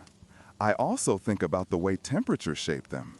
Warm seas allowed chemical reactions inside their bodies to flow smoothly. Cold regions, on the other hand, pushed different species to grow large to conserve heat. In both cases, size became a quiet solution to environmental challenges. Giants in the cold grew big to hold warmth. Giants in the warm grew big because energy flowed freely. It's fascinating how the same trait can emerge from completely opposite reasons, yet lead to similar outcomes. There is something serene about imagining these giants finding equilibrium in their environments. They didn't grow out of excess ambition or competitive force. They grew because the world offered them space, resources, and time. And whenever I picture these slow evolutionary changes, I think about how time itself must have felt almost infinite to the creatures living within it. They didn't know they were part of a geological era. They didn't feel history. They simply lived, day by day, in the only world they knew. When I think about their lives unfolding slowly, it makes me appreciate the idea that stability is one of the strongest forces in evolution. When nothing forces organisms to stay small or adapt quickly, they begin to explore new shapes. They test new limits without even realizing it. And the ocean, with its steady temperatures and its vastness, provided that freedom. Giants thrive where pressure is low, where resources flow steadily, and where the world encourages long, gradual change. I imagine these creatures traveling through water that always felt supportive beneath them. Their weight was never a burden.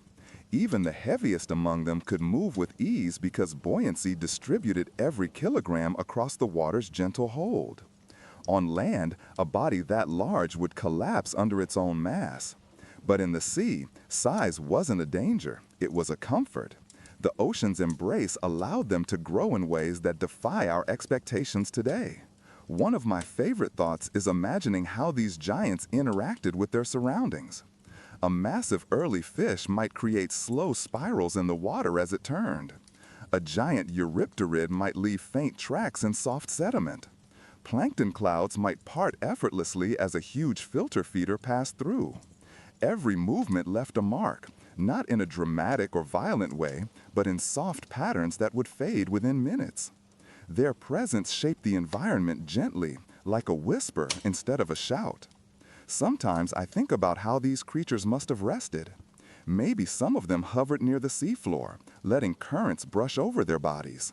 Maybe others floated near the surface, allowing sunlight to soak into their skin. Resting didn't always mean stillness. Sometimes it meant drifting, conserving energy, and blending with the flow of water. Their rest was fluid and natural, like the ocean itself. As I picture all of this, I find myself appreciating how life adapts not just to survive, but to harmonize with its environment. The giants of the prehistoric ocean didn't conquer their surroundings, they embodied them. Their bodies were shaped by the oxygen, the temperature, the nutrients, and the stability of their world. They were reflections of the ocean's character, living sculptures molded by deep time.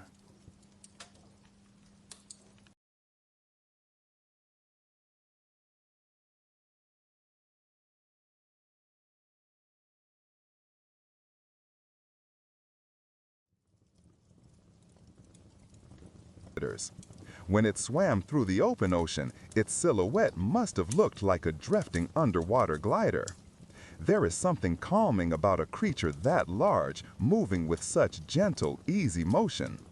Even in a world filled with powerful predators, Archelon found its own peaceful rhythm. The existence of these giants is tied closely to the conditions of the late Cretaceous. The world then was warmer than today, with fewer temperature shifts between the poles and the equator. This created stable environments where species could thrive for long periods without major disruptions. Warm-blooded animals could move easily through these waters, and cold-blooded reptiles could take advantage of the heat to grow larger and hunt more effectively. The oceans were also structured in a way that supported growth. Shallow seas covered what is now the center of North America, creating vast inland habitats filled with nutrients. Coral reefs were widespread and fish species flourished. With so much food available, predators could afford to grow larger, and natural selection rewarded the biggest and strongest individuals. Even though these creatures reached impressive sizes, they still lived within the gentle rhythms of the ocean. They swam to feed, swam to mate, and swam simply because their bodies were made for motion. Their lives were shaped by tides, seasons, and slow environmental changes. The ocean's calm, repeating patterns guided their days, just as they guide the creatures living in the sea today. Thinking about this age of giants, it becomes clear how deeply the ocean influences life. The water's temperature, chemistry, and depth all combine to create patterns that play out over millions of years. When conditions are stable and food is abundant, the ocean naturally supports large animals. When conditions shift, those giants fade away, replaced by new forms better suited to the world that follows. By the end of the Cretaceous, the oceans were filled with some of the most impressive animals ever to live. But they were also vulnerable. Their size, their warm water dependence, and their place near the top of the food chain made them sensitive to major environmental changes. And those changes were coming, slowly building like a distant wave that had not yet reached them. As the world drifted closer to its next great shift, these giants continued swimming, unaware of how temporary their dominance would be. The ocean around them remained bright, warm, and full of life. The currents carried them gently. The sunlight continued to filter through the water, and the world that supported them held its breath, preparing for the moment when everything would change. As the Cretaceous seas continued to shimmer with warmth, life beneath the surface moved in patterns that felt almost eternal. The great reptiles glided with the water as if nothing in their world could disturb the balance they depended on. It was a long era of stability, one in which generations of marine creatures lived and died without ever sensing that the foundation of their existence was slowly shifting beneath them. When I picture those giants, it's always with a sense of peace, almost like watching ancient clouds drifting across a vast sky, unaware of the storm forming far beyond the horizon. The ecosystems they lived in were rich, dense, and layered. Plankton bloomed in enormous quantities, creating the base of a food web that supported everything above it. Small fish fed on that plankton in huge schools. Larger fish hunted them. Reptile and predators hunted the larger fish. Even the top predators competed among themselves in quiet, powerful displays of dominance. It was a world where energy flowed smoothly from one level to the next, with enough abundance to sustain bodies bigger than anything we see in the oceans today. The mosasaurs, with their long, serpentine bodies, moved through this world like shadows. Their tails, shaped like crescent blades, pushed them forward with surprising speed. Sometimes I imagine them gliding near the surface, their silhouettes breaking the shimmering light that filtered down from above. Other times I picture them descending into deeper waters, their bodies becoming faint outlines against the blue as they search for prey in quieter regions of the sea.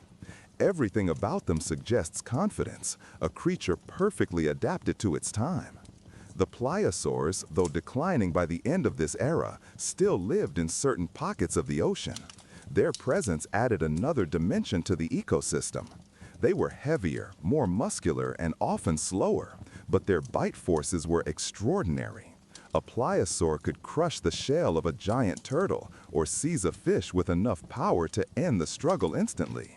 Imagining them drifting through warm waters feels like watching a piece of the ancient world holding on to its place as the ocean slowly changed around it. Among these giants, Archelon continued to glide with calm persistence. The great turtle was in no rush. Its movements were slow, steady, and almost meditative. It lived in a world full of predators, yet its size offered a kind of natural protection. When I imagine Archelon swimming at dusk, the sun low in the sky, its shadow casting long shapes across the water, it brings a sense of quiet that feels almost timeless. It is a reminder that even among the powerful, there were creatures that survived by following gentle rhythms. And beneath all this movement, beneath the rising and falling populations, beneath the predators and the prey, geological forces were slowly preparing to alter everything. Tectonic plates shifted. Volcanoes erupted in distant regions. The atmosphere gradually changed its composition. The oceans absorbed these changes, but each shift added a tiny piece to a chain of events that was building towards something immense. Most of the marine reptiles alive then would never sense these changes. Their lives were too brief when measured against the timescale of shifting continents and changing climates. They swam, hunted, mated, and raised young in waters that still felt abundant and reliable. But the systems that fed those waters were becoming fragile. Nutrients sometimes fluctuated. Sea levels rose slightly in some places and dropped in others. Temperatures varied just enough to affect certain species. These were subtle warnings, almost invisible, but they were the first hints that the era of reptiles was approaching its end. Even the atmosphere above the oceans was entering a period of instability. Shifts in climate patterns affected rainfall, which affected rivers, which affected nutrients flowing into the seas. Entire regions of the ocean saw changes in productivity. Some areas grew richer, others grew poorer. Species adapted to these fluctuations, but the stability that had allowed giants to thrive was beginning to unravel. Still, for a long time, life continued with the same calm momentum. A giant mosasaur might glide past a coral reef, scattering fish in every direction. A smaller marine reptile might hide in underwater caves, emerging only to feed. Archelon might patrol shallow waters looking for shellfish, each movement slow and deliberate. Even as the world shifted, their behaviors remained deeply rooted in instinct, shaped by millions of years of evolution. Large predators tend to be especially sensitive to ecological changes, and the marine reptiles were no exception. Their large bodies required steady access to energy-rich prey. As ecosystems grew more unpredictable, some predators found their hunting grounds changing. In some places, prey populations declined. In others, new species appeared, creating temporary diversity that allowed giants to continue thriving. But nothing stayed stable for long. The oceans were entering a period of quiet turbulence, the kind that unfolds over thousands of years rather than moments. Even though these shifts were gradual, they were the first steps toward the collapse of an entire world. And yet, for the creatures living in those oceans, each day must have felt almost identical to the one before. The water carried familiar scents, the currents moved in familiar patterns, the sunlight filtered down in the same soft waves. In that sense, the giants lived unaware, moving through a world that still comforted them even as it prepared to change. I sometimes imagine a moment near the end of this era, before the Great Extinction event, when all these giants still filled the oceans. A mosasaur drifting near the surface, a pliosaur hunting in deeper water, Archelon rising slowly to breathe, schools of fish sweeping past in dense clouds, the quiet pulse of the sea surrounding everything. It's a scene filled with life, movement, and calm, with no sign of the catastrophe approaching from beyond the sky. That is one of the most humbling thoughts about the ancient world. Change does not always announce itself loudly. Sometimes it moves quietly, reshaping conditions behind the scenes, preparing to rewrite entire ecosystems in a single moment. When the end finally came, it would not come from the ocean. It would come from the heavens in a way none of these giants could have imagined. But until that moment arrived, the oceans continued their gentle rhythm. The tides rose and fell. The giants swam peacefully. The currents moved nutrients from one place to another. And the world held its breath as the final days of the marine reptiles unfolded, unnoticed by the creatures who depended on the ocean's calm embrace. Even at the brink of extinction, their movements remained graceful. They lived the only way they knew how, following the ancient patterns of the sea, drifting through waters that had shaped them, and moving with a quiet patience that would soon vanish from the world forever. You let yourself drift deeper now, as if the water itself is helping you loosen the invisible knots that the day may have left in your thoughts. The prehistoric ocean surrounds you in a widening quiet, a hush that feels almost ancient in its patience. You're floating inside a living archive of evolution, where each giant creature that ever swam here left behind faint echoes, and those echoes steady your breathing with a slow, rhythmic ease. In this stretch of the story, the shifting path of ocean life becomes gentler, more dreamlike, and you can imagine yourself drifting alongside forms that grew stranger, larger, and more confident in the open blue that once wrapped around the planet. And in that softness of imagination, you begin to understand how these giants were never accidents, but responses to forces that shaped them in ways as deliberate as the turning of tides. You picture the retreat of the previous predators, the decline of monstrous sea scorpions, the fading, scuttling shadows of the eurypterids that once dominated the shallows. Their downfall created a vacuum, a space where new giants would bloom. In the ocean, emptiness never lasts long. When one creature leaves its throne, another eventually rises to step into the opening. It is the quiet pulse of ecosystems, a gentle drift of change over millions of years.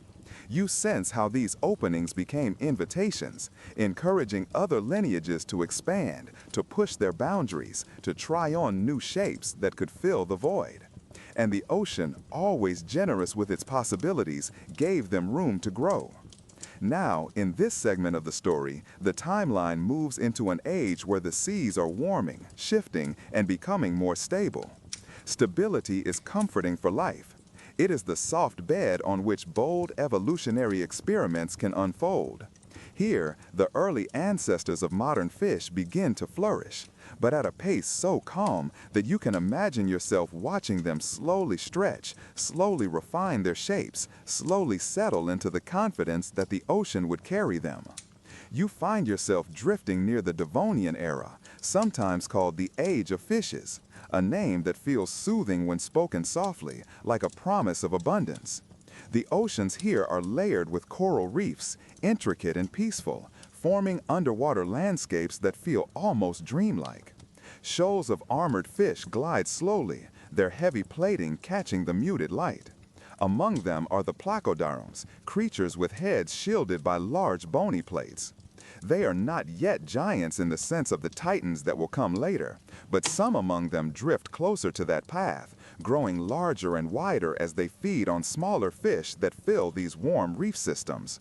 One of these placoderms, Dunkleosteus, begins to take shape in your imagination, not as a sudden appearance, but as a slow accumulation of advantages. Its massive jaws are more like shifting blades than bone. Its armor is heavy, yet its body moves with the surprisingly smooth precision of a creature shaped by calm but relentless evolutionary pressure. You imagine its presence altering the balance of the ocean. Prey species grow cautious. Smaller predators learn to keep distance. A new era of gigantism unfolds under the surface, not through chaos or aggression, but through the quiet, steady momentum of life seeking its best chance. In this early ocean, the giants do not rise from violence alone. They rise from opportunity. When food is plentiful but competition is uneven, evolution gently nudges certain creatures toward greater size. A bigger body becomes a vessel for survival, more power, more reach, more ability to dominate territory without constant struggle. The ocean's currents play their part too, granting large predators the advantage of gliding over vast distances with less effort than smaller animals that must continually swim to keep up. As you drift through this scene, your thoughts become slow, steady currents, mirroring the creatures that once ruled here. You visualize Dunkleosteus moving in silence, its great head gliding through the dim water.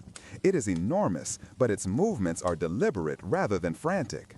It conserves its energy with the wisdom of an apex predator that understands the deep rhythms of the sea. It doesn't race, it doesn't chase, it simply waits for the moment when a smaller fish strays too close. And when that moment comes, its jaws close with a force so tremendous that even its own armor is reinforced to withstand the impact. You let the image settle into your mind, not as something frightening, but as something steady, ancient, and in tune with the balance of its world. The giant of the Devonian era is powerful because the ocean allowed it to be.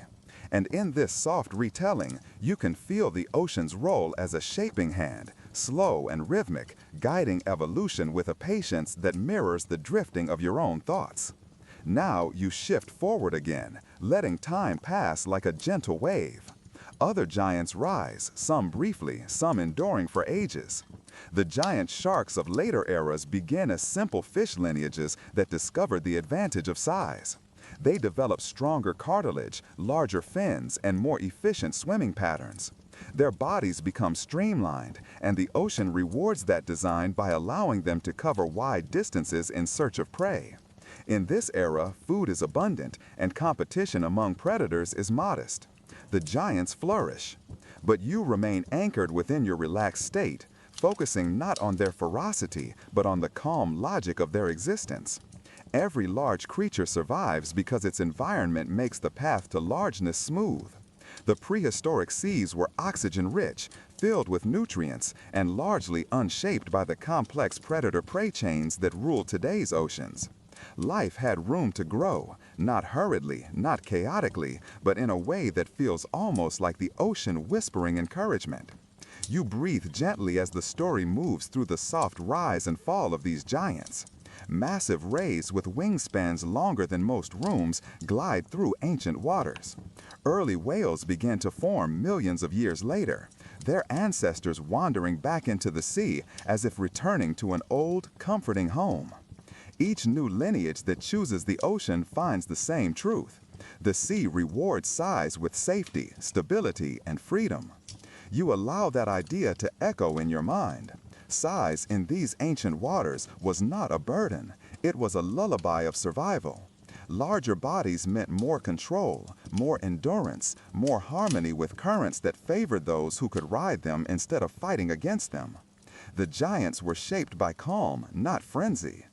The part of the story you settle into now approaches the moment where multiple lineages of giants overlap, creating a tapestry of massive forms gliding through the water together. You imagine them sharing the same seas, but not the same roles. Some were hunters, others filter feeders, others slow, deliberate wanderers. The ocean was never one story. It was a layered dream of coexisting giants, each shaped by different needs but sharing the same vast home. You breathe deeply as this section drifts to its resting place, holding on to the sense that all these giants grew from the same gentle truth. The ocean is a cradle that invites life to stretch into its most expansive shapes, as if reminding every creature that there is room to grow, room to glide, room to drift without fear in the deep. You continue drifting through the ancient ocean, letting the immense stillness cradle you as if you've slipped beneath the noise of time itself. The giants that once ruled these waters move through your imagination like slow, weightless shadows, each one following a path carved by forces far older than any single creature. As you float deeper into this era, the water around you feels wider, calmer, and more patient, and you can sense how the soothing shapes of the prehistoric sea guided life into forms that grew larger, more stable, and more attuned to the rhythm of the deep. You feel yourself slipping through another age, one where the ocean's temperature, chemistry, and currents worked together like soft hands shaping clay. Here, large-bodied life continues to evolve not through conflict, but through equilibrium. Everything feels slow, like the world is inhaling gently and holding that breath for 1,000,000 years. In that long, quiet inhale, new giants appear. One of the forms drifting in your view is an ancestor of modern sharks, but much smaller than the monstrous forms that will come later. Yet even now, in these early stages, you can see hints of what size might one day allow. The simple structure of their bodies, cartilage instead of bone, makes them incredibly flexible. They turn softly through the water, using less energy than most armored fish around them. They glide, and the ocean rewards that gliding. It feels natural, soothing, effortless, the kind of movement that evolution encourages because it doesn't waste anything. You watch as these early sharks learn from their world without intention. They grow slightly larger as generations pass. They refine their fins, they hone their senses. In the quiet of your imagination, their rise feels peaceful, like the slow unfolding of a petal. Nothing dramatic, nothing forced, just the gentle push of nature recognizing an efficient design and letting it expand. Nearby, you imagine ray-like ancestors flattening their bodies into graceful winged shapes that allow them to drift over the seafloor like gliding blankets of life. They are not giants yet, but they hold within them the possibility of tremendous size. The ocean gives them the freedom to experiment, to grow wider, lighter, more fluid in motion. You picture their elegant silhouettes brushing over coral forests that sway in the underwater light. And as these forms develop, the ocean remains calm. This stability is what nurtures gigantism. Large creatures flourish where the environment doesn't force them into constant frantic adaptation. You breathe slowly as this truth settles into you. The ocean created giants because it stayed patient. Now you slide through another shift in time. You enter an era where reefs expand into complex, sprawling habitats. Coral structures rise like underwater cities, offering safety to countless small creatures and feeding grounds for larger ones. The food web grows richer, thicker, more interconnected. With this abundance, size once again becomes an advantage. A larger body can travel farther across these reef systems. A broader mouth can collect more prey in each pass. Bigger muscles allow for longer endurance. Again, the ocean does not rush. It simply allows these traits to accumulate. You drift alongside early bony fish, some of which begin to stretch into greater dimensions. Their skeletons become sturdier, their fins become more pronounced. They move through the water with a confidence that wasn't present in earlier ages. Their size gives them freedom, and the freedom helps them grow. In the darkness of the deeper ocean, where sunlight dissolves into nothingness, other forms grow large for different reasons. Here, giants rise because being small is dangerous. Predators lurk in the shadows, and food is scarce. A larger body offers more storage, more insulation, more ability to endure long stretches without eating. You imagine enormous eel-like creatures curling through the dim water, their length giving them time and energy to wait for the right moment to strike. You let the deep sea expand around you. Even now, in your calm and relaxed state, the darker water feels comforting rather than intimidating. The giants that appear here are not monsters. They are simply beings sculpted by a quiet world where stillness is the rule. You picture wide-jawed fish drifting with slow pulses of their fins, each one an answer to the silence around them. As time drifts forward, you begin to sense how the ocean keeps reinventing gigantism. It doesn't reuse old designs, it creates new ones. Each era brings different shapes, different strategies, different forms of largeness. The giants never resemble each other, even though they share the same sea. The ocean favors diversity, offering many parallel paths toward size. One of these paths leads toward filter-feeding giants, creatures that grow enormous not by hunting, but by drifting gently through nutrient-rich waters. You imagine wide-mouthed fish sweeping plankton from the ocean like slow-moving nets. They grow large because food is abundant and easy to collect, and the ocean encourages that growth by circulating nutrients through long, steady currents. Then there are the hunters who become giants because their prey becomes faster. The early sharks that you once watched refine their shapes slowly shift into more powerful forms. Stronger tails, sharper senses, better stamina.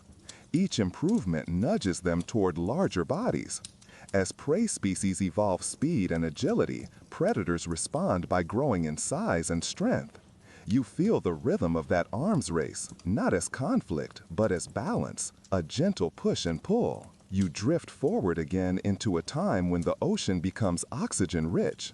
Oxygen is life's fuel, and when it spreads widely through the water, bodies can grow larger with ease. Muscles become more efficient, movements become smoother.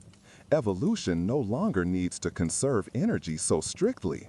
This environmental shift is subtle but powerful, and in your quiet floating state, you sense how oxygen filled ancient oceans with a potential that creatures took advantage of simply by existing. Now the giants increase not just in number, but in variety. Some glide near the surface, using sunlight-warmed water to sustain long migrations. Others dive deep, using their mass to withstand immense pressure.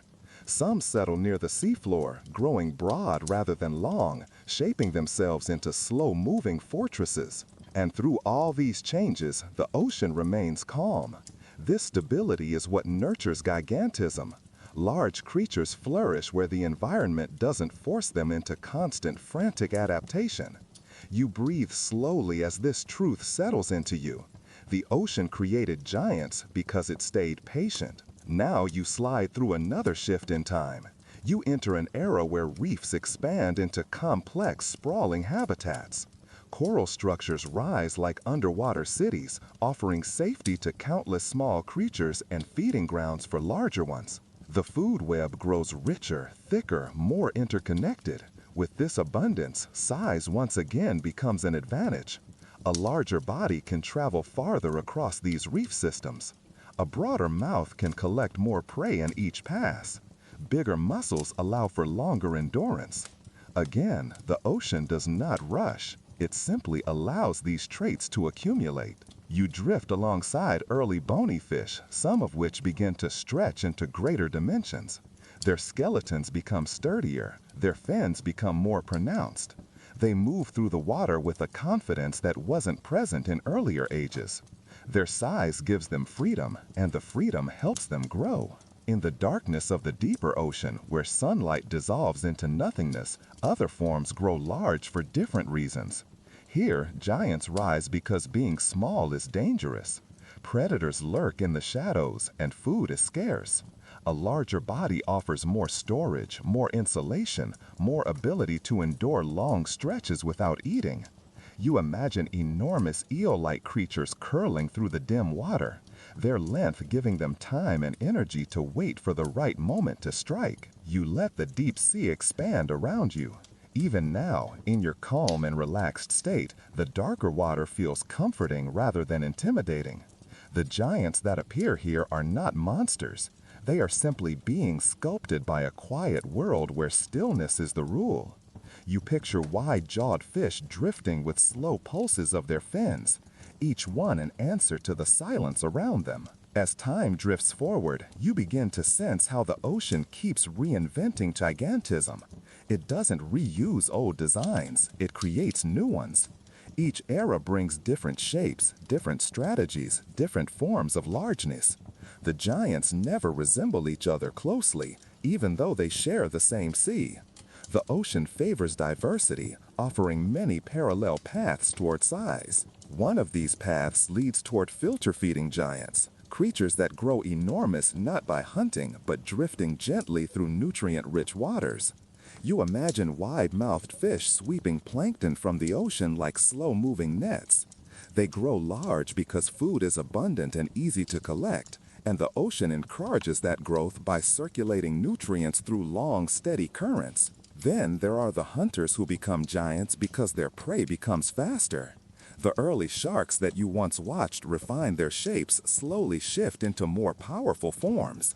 Stronger tails, sharper senses, better stamina. Each improvement nudges them toward larger bodies. As prey species evolve speed and agility, predators respond by growing in size and strength. You drift even further into the ocean's ancient memory, letting the water guide you as though it has been waiting to reveal this next layer of the story. In the stillness of these depths, the rise of the great marine reptiles begins to take shape. You can almost sense their weight moving through the water. Not heavy in the way stone is heavy, but heavy the way a slow, thoughtful breath is heavy, full, steady, and controlled. The ocean of this era feels warmer, more open, more welcoming, as if it has spread a wide path for these creatures to grow into their immense forms. You imagine yourself near the surface of a Cretaceous sea, feeling the sunlight sinking down in soft columns. This warm, nutrient-rich water becomes the cradle that nurtures giants. Here, the world is full of energy. Plankton blooms explode season after season. Fish populations rise in response. And when prey becomes abundant, predators follow, growing larger and stronger to take advantage of the feast. You feel that rhythm moving gently around you, a slow circulation of energy that builds layer upon layer of life. In this time, enormous marine reptiles appear, each one shaped by different needs. Some are built for pure speed, their bodies long and streamlined. Others are shaped for explosive bursts of power, with strong jaws and deep chests that house immense muscles. And others still are slow and massive, relying not on agility but on size itself for survival. Each creature feels like a different expression of the ocean's design language. One of the most striking forms in this world is the pliosaur. When you picture it gliding through the water, you feel its presence before you see its shape. Its body is compact but powerful, with a head that takes up nearly a third of its length. Its jaws open like a gate into darkness, built to crush anything that dares cross its path. Yet you feel no danger in imagining it. Its movement is slow, deliberate, and strangely serene, like an enormous guardian drifting through an endless blue cathedral. Another form rises beside it, the mosasaurs. These reptiles move with surprising fluidity for creatures their size, their bodies long and serpentine, their tail fins beating gently against the current. You sense the way their movements echo the grace of modern whales, even though they are not related. They are confident swimmers, traveling across entire seas in search of food, warmth, and new territories.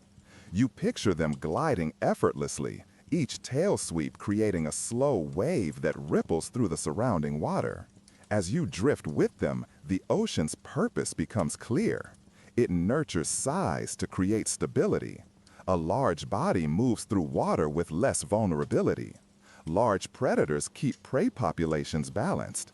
And large herbivores or filter feeders maintain the health of the ecosystem by controlling blooms and currents of life. Nothing grows large without serving the ocean in some deep, unspoken way. You feel that balance settle into your thoughts like a quiet truth. Then you imagine another creature, the great prehistoric turtle called Archelon. It moves through the water with calm patience, its enormous shell wide and elegantly curved. It doesn't rush, it doesn't hunt, it doesn't compete. It simply glides, using size as a shield against a world full of predators. The ocean allows it to grow large because peaceful giants have their place too, especially when the seas are full of fast, aggressive hunters. Archelon becomes a symbol of calm endurance, a reminder that gigantism isn't always born from conflict. Sometimes it grows from the simple desire to survive without fear. You feel yourself floating alongside these reptiles as they navigate the warm Cretaceous seas. The water is rich with life, schools of fish shimmering in unison, squid-like creatures drifting like strands of living silk, smaller reptiles weaving between coral forests. This abundance is what allows giants to flourish. Every movement you imagine seems effortless, supported by a world where energy flows in predictable patterns, where the climate remains stable for millions of years, and where evolution has the luxury of experimenting with size. As you continue drifting, you picture how these ancient giants interacted with their world. Their immense bodies created pressure waves as they moved, felt by every creature within reach. Their shadows were so large they changed the behavior of smaller fish. Their presence shaped the food web around them, not through aggression, but through mass alone. You begin to understand that in these prehistoric seas, size itself was a kind of language, a way of expressing dominance, safety, resilience, or simply endurance. Even predation feels calm in this imagined world. A mosasaur does not chase frantically. It moves with quiet confidence, closing in on its prey with slow closing arcs. The kill is swift, clean, and natural. Everything is balanced, nothing is wasted. What seems violent becomes part of a soft, rhythmic cycle when viewed from the ocean's perspective. The water absorbs sound, it cushions motion, it turns even the harshest events into gentle ripples that fade into silence. You pass through these scenes like a drifting observer, letting the ancient world unfold without interruption. You imagine mothers guarding their nests along prehistoric shores, hatchlings making their first swim into the warm shallows, and adults venturing across entire continental seas. Their lives stretch over decades, each year guided by the same steady flows of current and temperature. The deeper you drift, the more you recognize how this age created giants because the world remained stable enough for them to grow without interference. Climate fluctuations were slow and predictable. Sea levels remained high, creating enormous connected habitats. The food chain was rich at every level. There was simply enough room both physically and environmentally for giants to evolve and persist. As you let yourself sink further into this peaceful understanding, you visualize how the ocean sustained these creatures on long migrations. Their large bodies allowed them to glide for hours with minimal energy. Their muscles stored warmth, and their mass kept them steady even in powerful currents.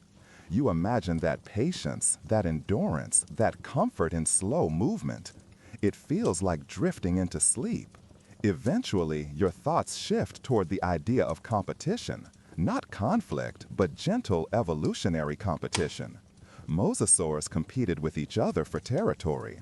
Pliosaurs competed with mosasaurs for prey. Archelon grew larger to avoid both. Everything interacted, but nothing dominated completely. The ocean sustained a delicate balance where multiple giants coexisted, each carving its place in the expanding web of life. You imagine how these creatures shaped the world simply by existing. Their migration spread nutrients across long distances. Their feeding patterns redistributed energy.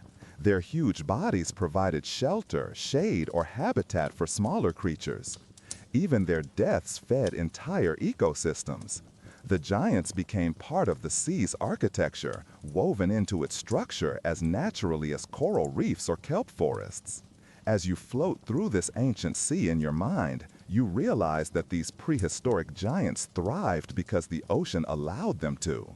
It offered warmth, stability, food, and vast open water, conditions that supported large bodies, long lifespans, and slow, peaceful movement. Everything about this world feels calm, steady, and expansive, and you let that feeling settle into your own body like a gentle tide. You continue drifting through the ancient seas, carried gently by the quiet momentum of the story that has been unfolding around you.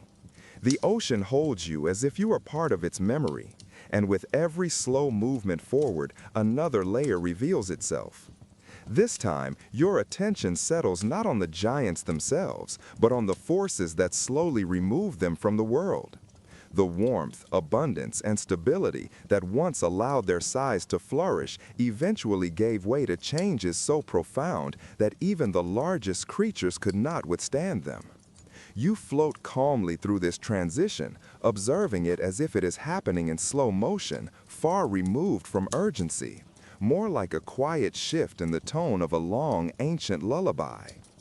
You picture the Cretaceous world near its end. The seas are still vast, still warm, still full of life. And yet something subtle has begun to change. Currents shift in certain regions. Temperatures fluctuate slightly. Ecosystems adapt in small ways that might seem harmless at first glance.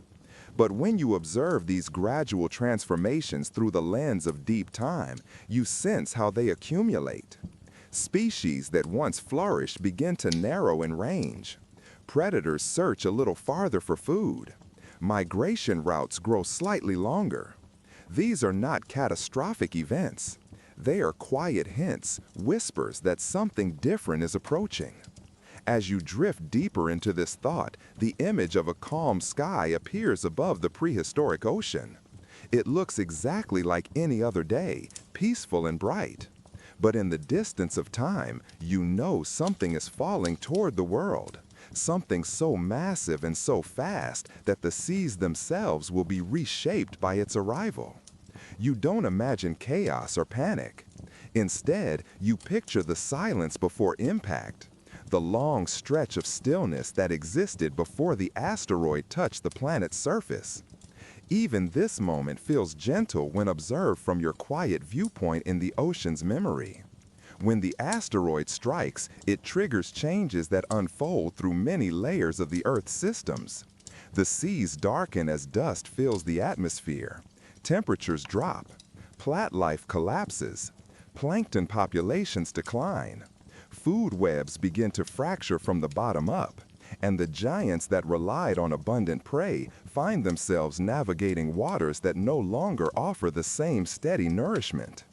You imagine these creatures continuing their graceful movements, unaware that the world around them has altered in ways that cannot be reversed. You sense how the giants disappear, not through a single dramatic event, but through a long unraveling of the conditions that once supported them. The warmth fades, the productivity of the seas diminishes, the stability of global ecosystems breaks apart. Even the largest reptiles, with their immense strength and long lifespans, cannot adapt quickly enough to this new reality. In the quiet space of your imagination, they fade away not with violence, but with a slow, almost peaceful withdrawal from the living world. As their presence diminishes, the ocean begins to reorganize itself. New species rise to fill empty ecological roles. Smaller, more adaptable creatures spread into regions once dominated by giants. You imagine this not as loss, but as transformation, a reshaping of life guided by the ocean itself. The seas become cooler and more turbulent. Currents strengthen and shift direction. Upwellings bring nutrients from deep trenches to the surface. Life responds with resilience, as it always does, exploring new paths left open by the extinction of the old rulers. When the asteroid strikes, it triggers changes that unfold through many layers of the Earth's systems. The seas darken as dust fills the atmosphere. Temperatures drop. Plant life collapses. Plankton populations decline. Food webs begin to fracture from the bottom up, and the giants that relied on abundant prey find themselves navigating waters that no longer offer the same steady nourishment. You imagine these creatures continuing their graceful movements, unaware that the world around them has altered in ways that cannot be reversed. You sense how the giants disappear, not through a single dramatic event, but through a long unraveling of the conditions that once supported them. The warmth fades, the productivity of the seas diminishes, the stability of global ecosystems breaks apart. Even the largest reptiles, with their immense strength and long lifespans, cannot adapt quickly enough to this new reality. In the quiet space of your imagination, they fade away not with violence, but with a slow, almost peaceful withdrawal from the living world. As their presence diminishes, the ocean begins to reorganize itself. New species rise to fill empty ecological roles. Smaller, more adaptable creatures spread into regions once dominated by giants. You imagine this not as loss, but transformation, a reshaping of life guided by the ocean itself. The seas become cooler and more turbulent. Currents strengthen and shift direction. Upwellings bring nutrients from deep trenches to the surface. Life responds with resilience, as it always does, exploring new paths left open by the extinction of the old rulers. You begin to sense how mammals prepare to enter the stage that marine reptiles once dominated. At first, they are small and unremarkable, living quietly near shorelines, feeding on fish, slowly acquiring the traits needed to thrive in the water.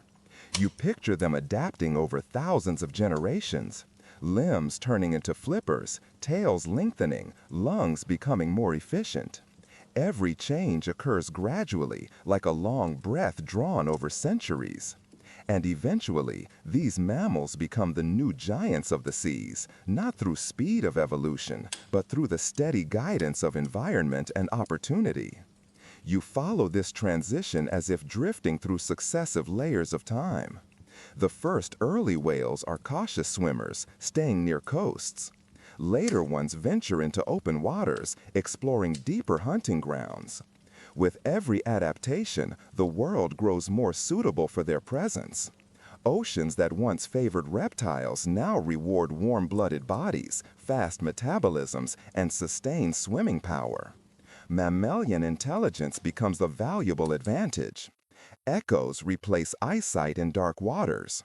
Social coordination becomes a tool for survival. In this new age, gigantism reappears, but in a different form. You glide alongside the earliest ancestors of the blue whale, imagining their slow journeys across ancient seas. Each generation grows larger, more capable of traveling long distances to find food. The ocean supports them with cold, nutrient-rich waters and immense swarms of krill. You realize that size is not just a biological trait. It is in agreement with the environment. The world must allow something to become large. It must feed it. It must support it. And the modern ocean eventually does exactly that for whales. You drift closer to the present, observing how the balance of predators changes. Sharks evolve faster than reptiles ever did. Their bodies become streamlined, efficient, and finely tuned for hunting in cooler waters. They take advantage of the new conditions, becoming widespread and resilient. You picture their movements, smooth, controlled, confident. They become the new rulers of many marine regions, shaping the food web with quiet authority. Orcas emerge as apex predators of a different kind. They use intelligence, cooperation, and strategy rather than brute strength alone. You imagine them moving as a group, communicating through clicks and calls that bounce through the ocean like soft echoes. Their presence signals a new kind of dominance, one built on flexibility and problem solving. You begin to understand why prehistoric reptiles never returned to reclaim their old status. The world simply changed. The climate shifted. The energy structure of the ocean transformed. Warm-blooded animals gained advantages that cold-blooded reptiles could not match. The reptiles' slow metabolisms, once perfect for warm Cretaceous seas, became liabilities in cooler, more dynamic waters. Their body designs were finely tuned to a world that no longer exists. You sense that this absence is not a tragedy, but a natural evolution of the planet's rhythm. Each era has its giants, and each leaves space for the next. The ancient marine reptiles were expressions of their time, just as whales are expressions of ours. Life does not cling to old patterns. It adapts, redefines itself, and grows toward whatever new form the world encourages. You float with this understanding, letting it settle into your awareness like a gentle wave. The disappearance of the old giants is not an ending. It is one part of a larger story, a long, slow conversation between life and the environment spoken across millions of years. And in that quiet conversation, nothing is truly lost.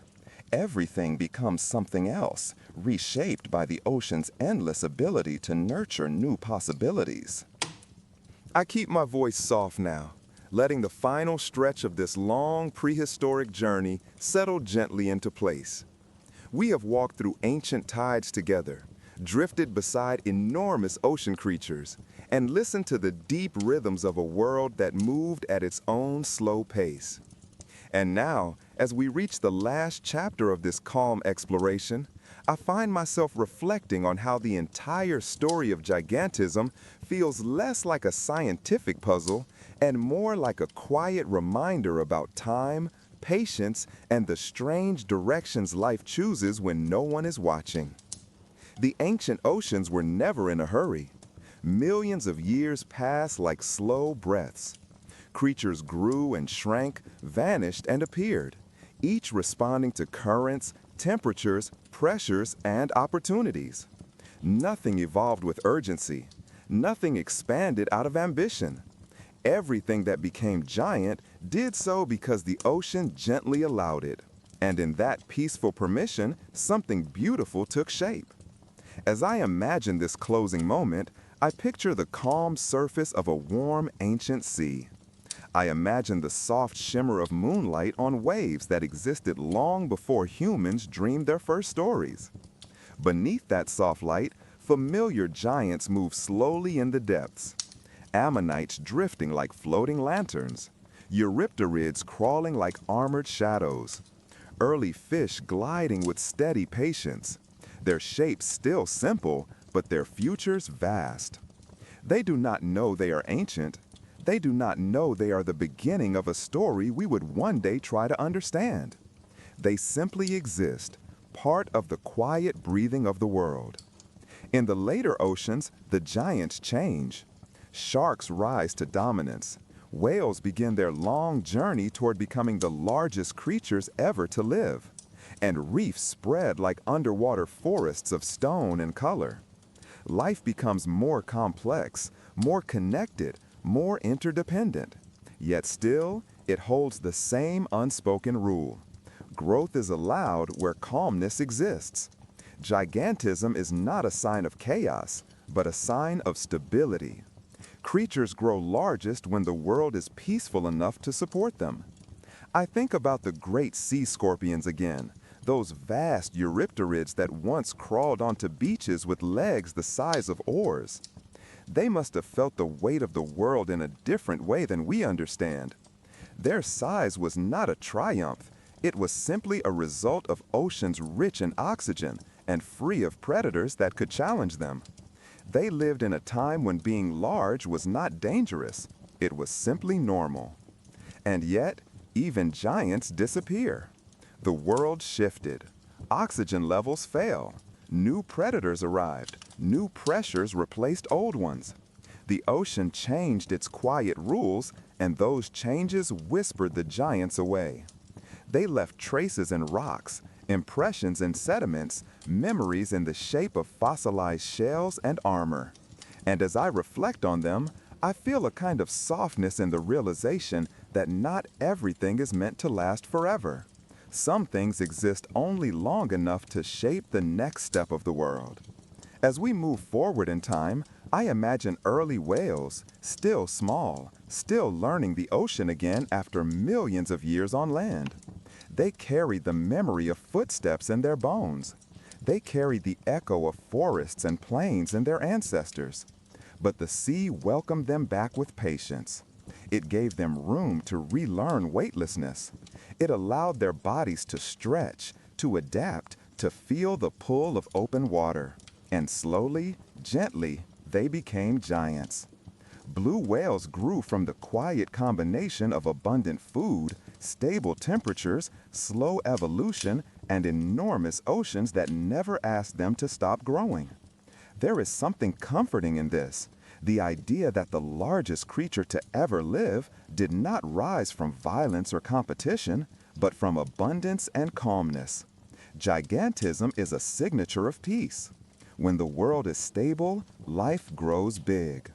And now, as this journey settles into its final moments, I notice how the ancient oceans resemble the way we drift toward rest. Calmness allows expansion. Peace makes space for depth. Safety lets us grow into our quietest selves. The ocean became giant when nothing was rushing it. And somehow, that feels like a lesson wrapped in geology, biology, and time itself. I picture the final scene now. It is not dramatic. It is not loud. It is simply a view of the ancient ocean floor as the last light of a long day filters down. Dust settles gently. Faint currents drift like soft breaths. A large shadow glides overhead, slow and unhurried.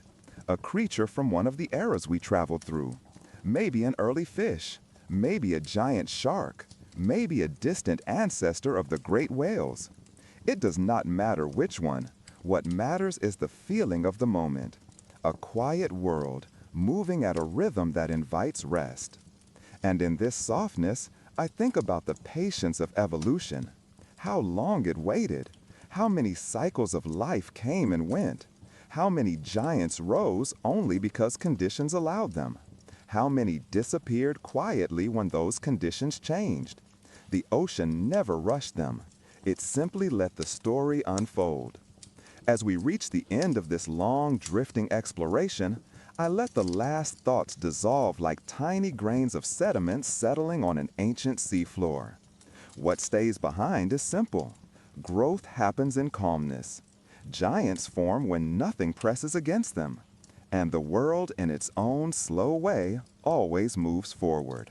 In that spirit, I imagine us gently leaving the ancient ocean now. Not climbing out, not escaping, just drifting upward, letting the water grow lighter around us. The surface brightens softly, like waking from a dream. And when we reach the top, the final ripples smooth themselves out, as if the sea is closing the story with a quiet nod. We do not take the giants with us. They belong to their time. But we take the feeling of the journey, the reflection, the patience, the understanding that the world's greatest stories grow slowly, and that sometimes the quietest places create the biggest wonders. And now the sea rests again, settling back into its timeless rhythm, waiting for the next chapter of life to write itself across its depths.